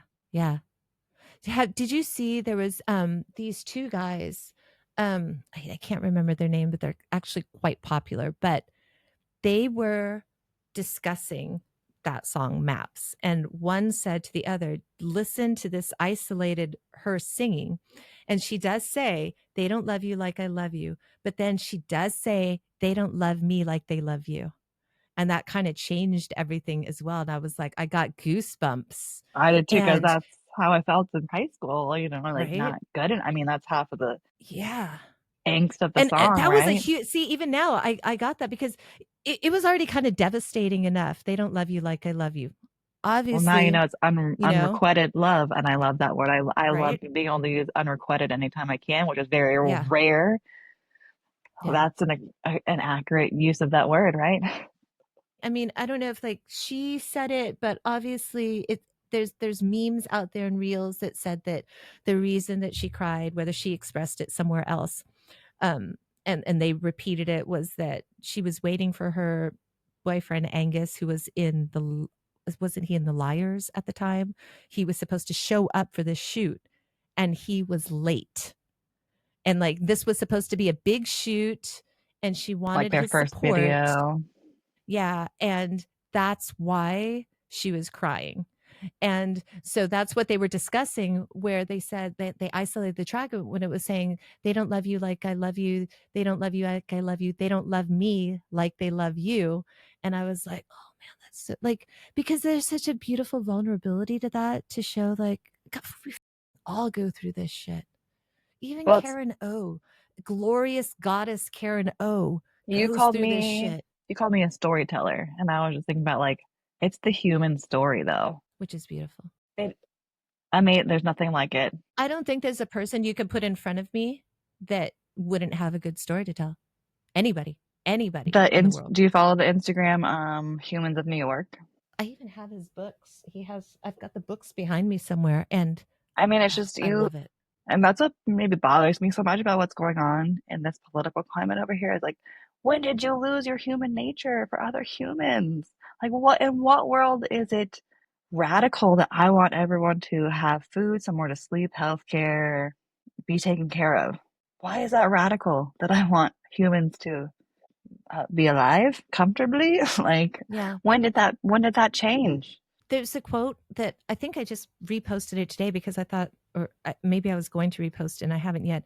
It was saying something like the lack of empathy in in society is like the beginning of barbarism. Like Margaret it Mead, seems to me. the anthropologist, she's like old school OG anthropologist. She said the marker for civilization is basically empathy. Somebody asked her, and I'm paraphrasing here, like, what was your marker for the beginning of civilization? Was it tools? Was it this? Was it that? And she said it was a healed bone. It was a Yep. bone that Yes. somebody couldn't have survived on their own, and the community had to rally around that person and make sure that they stayed alive and healed. It wasn't them just fending for themselves, and that is civilization. That is a community, not tools, not art, taking care Yeah. of each other. You'd be so proud at one of the science fairs for our kids. One of them did that on that particular bone. Margaret Mead is very popular amongst the kids in my library. They love her. Really? Yeah, I wanted to be totally here for love her. Halloween. I don't Yeah. know if anyone would have gotten Well, it, we but get part yeah. of Science Week. They like one day of Science Week, you get to dress up. It's as a scientist. So, um, lots of Marie Curies, lots of Margaret Meads, but I like to go as Jane Goodall. I was gonna say I Because would for probably be me, Jane Goodall. She's the it was for OG, the me, it best. was yeah, Jane Goodall and Diane Fossey one year. Because for me, those were the ones that I looked up at. It was like Still do. like I read Gorillas in the Mist as a child, and it was I think that when you're young and you read something like that and you're like, this woman died because she was trying to protect, like they murdered her because she was trying to protect gorillas. Like I didn't understand the world, right? It's like, what do you mean she was protected? Like, because you think of gorillas, San Diego Zoo. Like, how could somebody kill her? And it was like, okay, why? Like, figure out now you're learning about trafficking, animal trafficking and things like that. And it's like, so those types of things give Greed. you a wider understanding of the world. And I think that's why it's like so important to talk to people, but to also question what you're learning. Like I brought up recently, I said, think about my generation, your generation. Like I grew up, like we were taught Ho Chi Minh was this like farmer starting some revolution, Vietnam, uneducated, just causing trouble. The dude had like multiple degrees, spoke like 7 languages. Like this guy was but this is what we were taught, right? So it's like I always teach the kids, like I think that I was a radical librarian in the sense of I'm like, question everything. Don't take for face value anything. Especially if it Like doesn't make go sense. out there Especially and if it doesn't make sense. yeah, find Because out a lot of things stuff. that we're being told, it's like when you do ask why, just because, there is no real reason, and we need more questioning because, oh man, it's getting it's getting bad. I had a freaking commercial come up on the TV the other day that was like, I don't know, some political thing, and I was like, I thank you, Donald J. Trump, for securing our borders and something. I was like, oh great, the propaganda has started.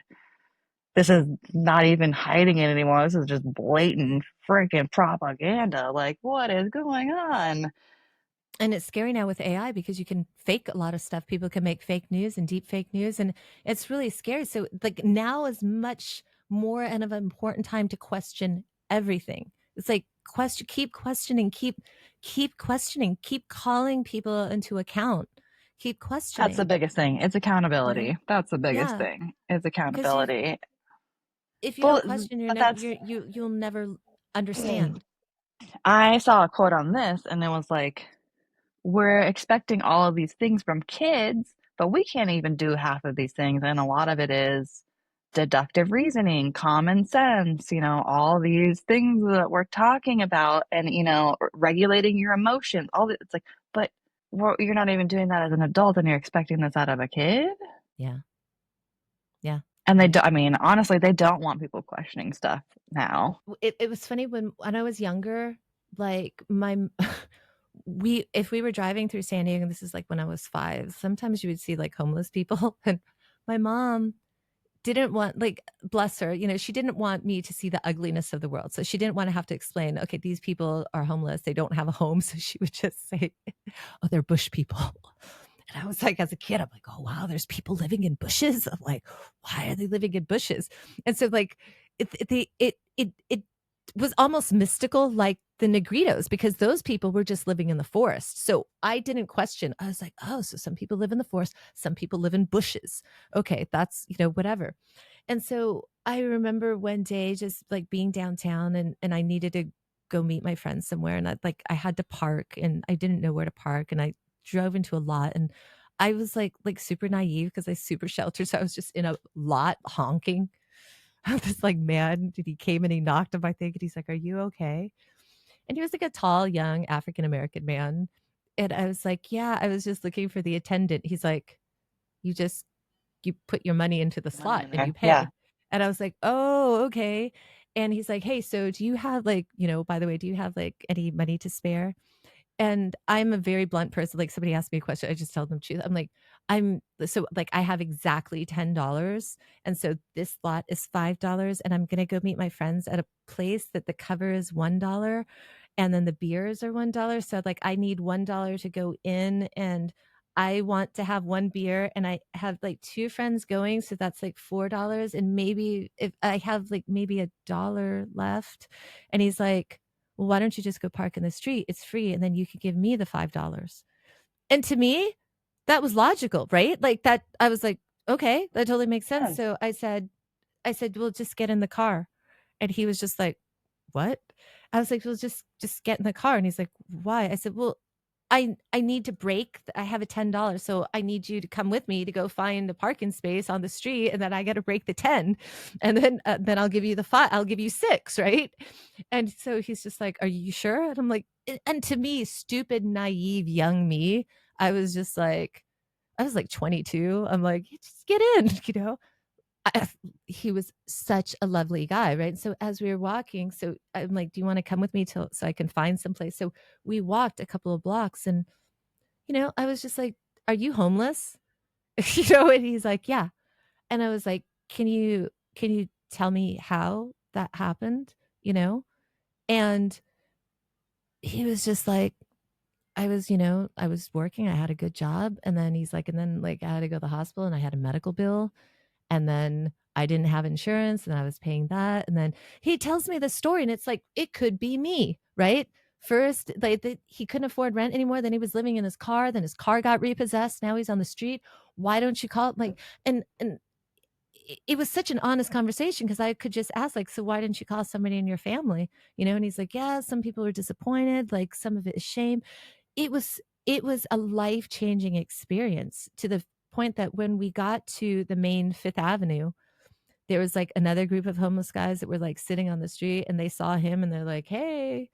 And then he introduced me, and these guys were all old musicians. Like everyone, some of them had been playing in Atlantic City, some were down in New Orleans. They were all these old jazz musicians who happened to be homeless.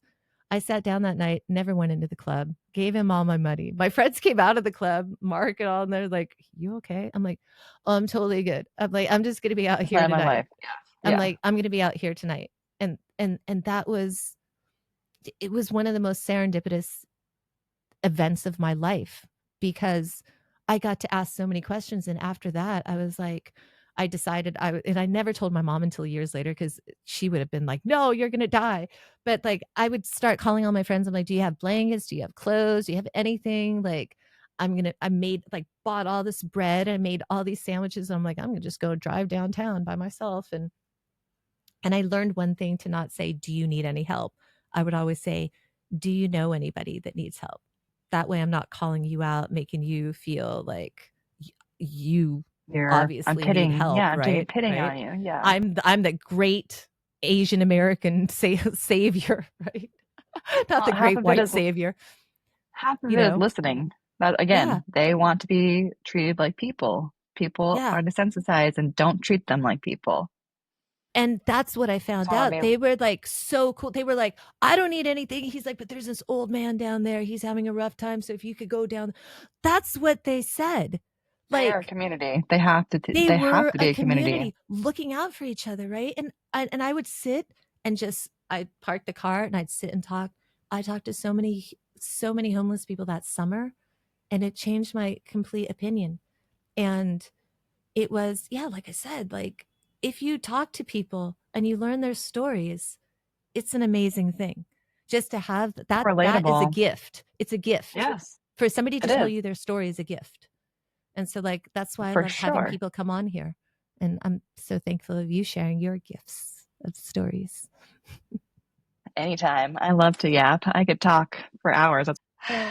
Do you want We'll to do ask this one last again. question? Oh, we will. Well, no, you know what? I could ask a lot of questions because I'm looking at all the questions that I still have, but these will take us down many, many rabbit holes because Holes. we haven't even touched on the terracotta army. And again, okay, I told you this a little bit yesterday. I'll give you this cliffhanger, this tidbit, this crumb for this. I told you a little bit about this yesterday when we learned about this in sixth or seventh grade, because I do like, what is Yeah. whatever. I do Asia, Yeah. all that stuff. We learned about it, and it's not, I don't think it's Confucius, but some other Chinese historian wrote about the the Yeah. grave, because it's a grave, right? Yeah. Um, no one believed him because it was so outlandish. And then they ended up finding, you know, the clay army after, way long, way, way, way after, by accident. But his description of the interior of the tomb includes like Mercury River, a model of the city, with Yeah. pearls and stuff in the ceiling to do the constellations and all of these things. And like literally the night that we learned about it, I had a dream and was in that tomb. See, I got all. Maybe you've got some kind of like energy that commutes with what you're studying with, and that to me that's not something that seems. And I'm a scientific person. Like I like science, I like facts, but when I also look at the whole picture, and I do believe in the theory of Occam's razor, right? What sometimes is just like the most simplest explanation sometimes might be that path, right? And so that's my stomach growling. It was like so loud. But it makes sense to me, that But you could also, be some kind of a conduit of sure, I mean, ancient we're energy. we only use a fraction of our brain. So what we are capable of is, but yes, I think it's more, I don't know, like I'm not like a portal or, like, Yeah. time travel or anything, but I can put myself in other people's shoes. So I think that is some kind of a, again, I keep saying it's like time traveling when I do all these archaeological sites, but I am immersing myself in that environment. And I think Yeah. that's part of it. I mean, that energy is remnant there. Even if I'm reading it about it in a book, it's crazy. I mean, that was a crazy coincidence, I wonder if you know what I mean? your empathetic nature and tapping into your empathy somehow gets on a I would similar say I'm frequency. probably vibrating at a different level. Yeah. And just opening myself up to more emotions. Yeah. Like like I don't know if I necessarily believe ever or think that I'm an empath. I'm very empathetic. I don't know if I necessarily always am such a sponge. Like like some of the qualities of an empath I share. I don't think I necessarily am one because I but kind of think you are and because I've seen you with the guys and the girls in the house and like yeah, you were like a den mom too. But I think that you have a very understanding nature of people and a very also accepting nature of people of like this is how they are. You don't need to make excuses. I take you as you are. That's how your energy is to people, which is a really beautiful thing. But not everybody has that type of energy of like, I just accept you as you are. Because a lot of times people, people want to change you a little. Oh, you would be better if you were more like this, or if you could do this. But I think that the energy that you've always given off, and I've known you over 20 years, it's, you know, it's always this kind of like beautiful energy of, I'll take you as you are. No judgment, no nothing. Well, that's how And I that's want to be it's treated. not common. Yeah, but it's not common, No, it isn't. which is I wish sad, it was. I know, right? because I think definitely that has been taken advantage of in my life before, of me being nice and caring. But again, I'm not trying to be like pessimistic about that because that's how I want to live my life. Yeah. Accepting, inclusive, open, all of those things because I would want that.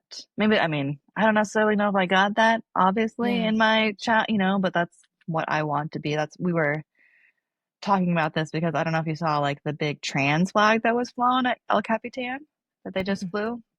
mm-mm. Anyways, they just flew it, but it was made by a flag company that's in San Diego based, like Mhm. SD Pride flags or something like that. And I was like, cool, Yeah. like I want to buy a flag. I can support, the gay community and a San Diego company. Great. Two birds, one stone. We just don't really fly flags at our house, but also, I mean, we had to have the conversation of like, this will put a target on us basically. And I was just like, God, this is stupid. Why do all like the jerks get to exercise their First Amendment rights of saying whatever they want? But if I'm trying to be inclusive, like an ally, I'm not even, directly in this community.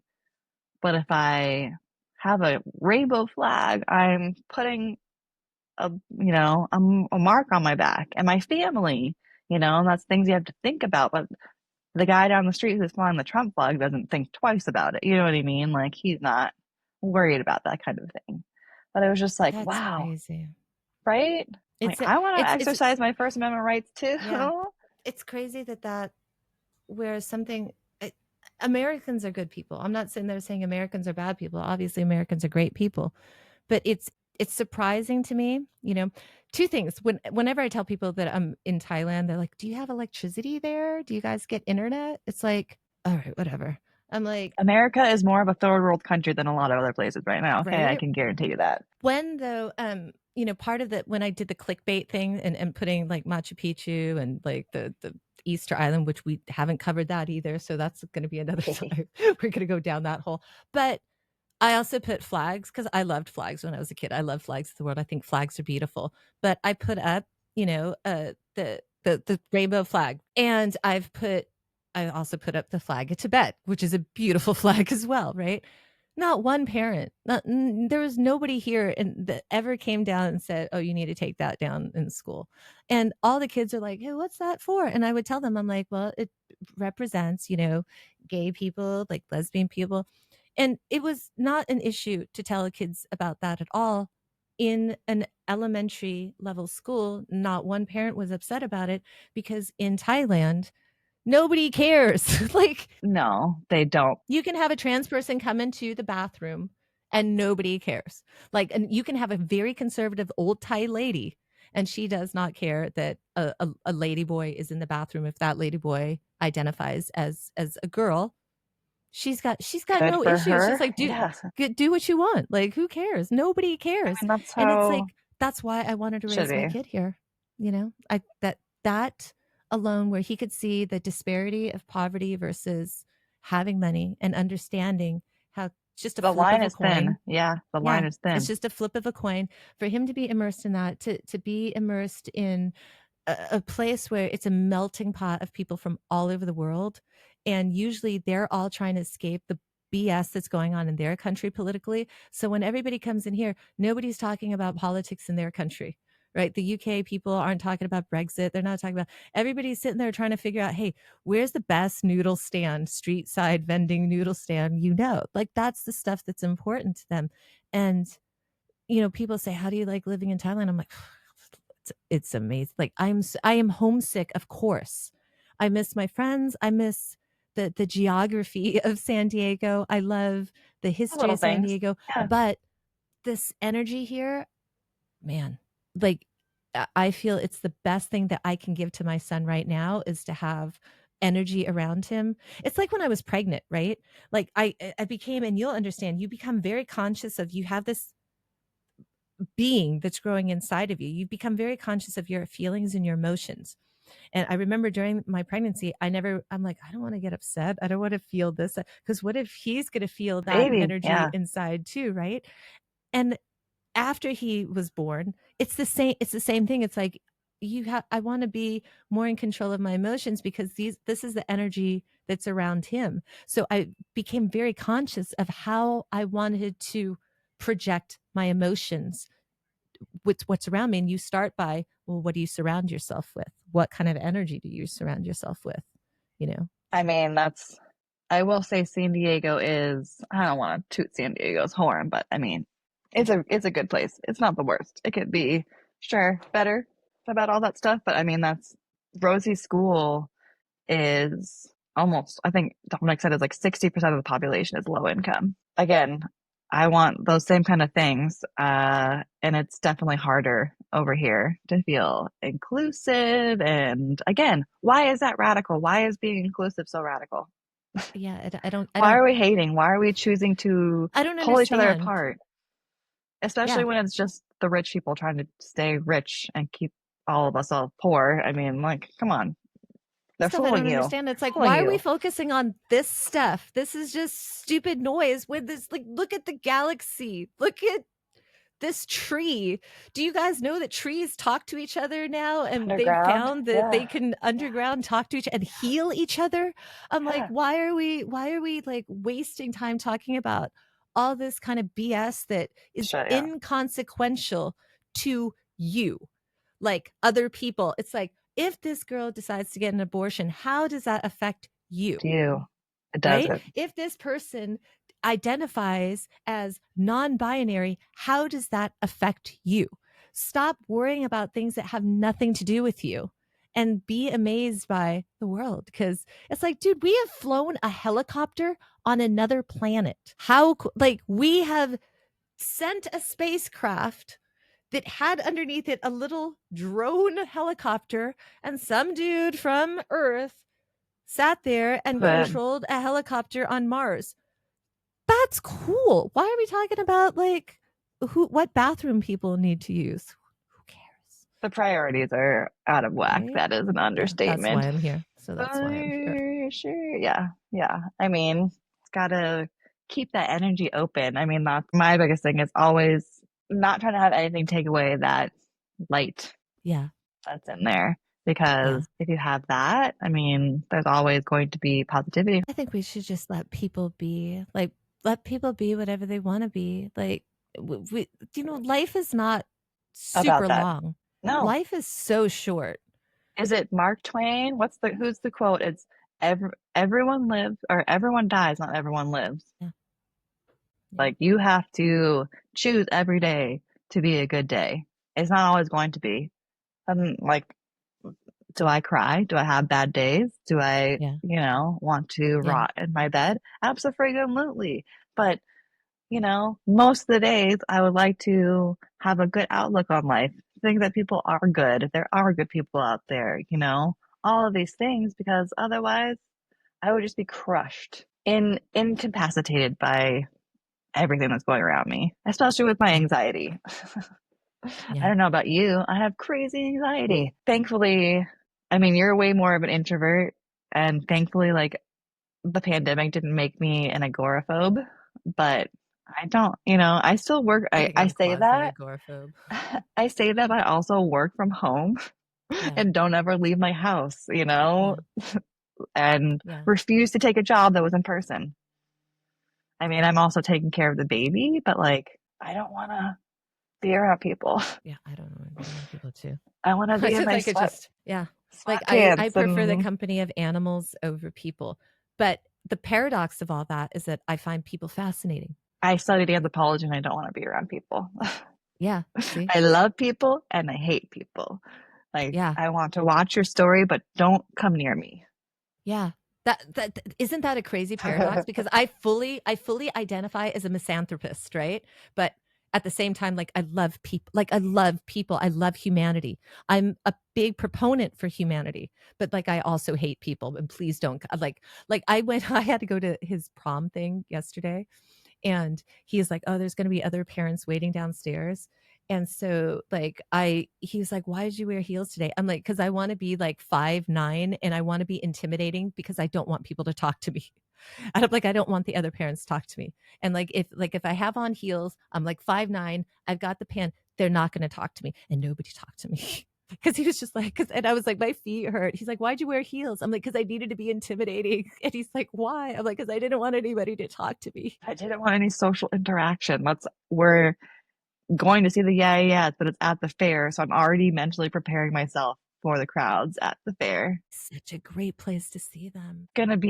Rosie's gonna love it. That's the last She's time I gonna saw love it. them. It was at the Hollywood Bowl, and it was the Lindas, Japanese breakfast, Ooh. and yeah, yeah, yeah. It was so Oh, good. that's right. I remember that. I remember that show. Yeah, because I love Japanese breakfast. I love Lindas are fantastic. Um, and here's a little thing. So their first single was after these characters in the Babysitters Club. And so and all the kids, all the girls were like really into, because they were reissued into graphic novels. And so I told all the girls, I'm like, look, these girls are just a little bit older than you. And this song is based off of this. And so they all went and were like, oh, we're gonna go listen to Linda Linda's. And I'm like, but see, that's so cool because maybe the Linda Linda's have now inspired some girls to go start a band. And say, I love all that. I love all that connectivity. That's a beautiful thing to me. We're on first name basis with all the pop stars in our house. So Rosie would like to grow up to be like Olivia Rodrigo, for, those not in the know. So she Yeah. wants to wear a crop top and perform on stage and be like Olivia. I wanted to be Cyndi Lauper, and I wanted to shave the one Um, side of my head, and my mom was like, "No." she literally just asked Dominic if she could do that because what is it, Gwen in the Spider-Verse movie? Mhm. She has half Oh, of it yeah. shaved. Oh, that's right. She's like, Dad, can I That's do right. that? Can I do that, Dad? I would And say do it. I would say do he it. had a mohawk, so You're I only can't. young once, do it. And it makes Well, a great story later. she hasn't ever had a haircut yet, so we'll see. Yeah. She's got virgin hair still. Yeah. Oh, Uh, yeah, no, I get that. I she get hasn't that. wanted to cut it. This is her choice. This is all her choice. But Dominic's hair is super long right now, Yeah, I and saw that. she wouldn't let him cut it. So she doesn't want to cut her hair. Yeah, she wants Get him it. to keep his hair long, which I'm okay Oh, with. Yeah, yeah. it's like He her looks so security young. blanket. He looks Really? so young with the I'll long have to hair. tell him that. Everyone thinks he's like in a band or something. Yeah, right. Like doing a band practice, and he's like, I am assistant deputy director for City of San Diego, you know, Yeah. schmoozing with the mayor. Yeah. Yeah. So yeah, no, it was really cute. We used to walk her to school, and she would, hold him and like hold on to his hair like it was her security blanket. So Yeah. I still use my hair as a security blanket. Like I do what you do. Like when I get embarrassed or stuff, I just cover my face and people are like, why do you do that? I'm like, I don't know. It's my security blanket. Like hiding. if I want to hide, I'm just like, that's it. That's it. Like, Was that in The Office? What's her name? Erin. She like, it's my room at the orphanage. I didn't have a room, so this is my room. So right. she says. There's something So about hair. we're still we'll definitely we need to have you back, and maybe Diana will join us, and then we can just be three nerds talking about you Can will she love read my her. chart? Can she? Yeah, you will love her and she will love you, because it's I mean, come on, we'll have an She loves archaeologist, a you. cultural Yeah. anthropologist, and me, nerdy me, that's hey, I'm gonna ask you guys Asking questions. us, as I say, you're just asking Yeah. us questions to pick our brains. Yeah, It'd be because there's so much interesting to to see ask. both takes, how we both see things. I mean, Yeah. because I took cultural anthropology is, the now version of archaeology. Anthropology is so enveloping. Yeah.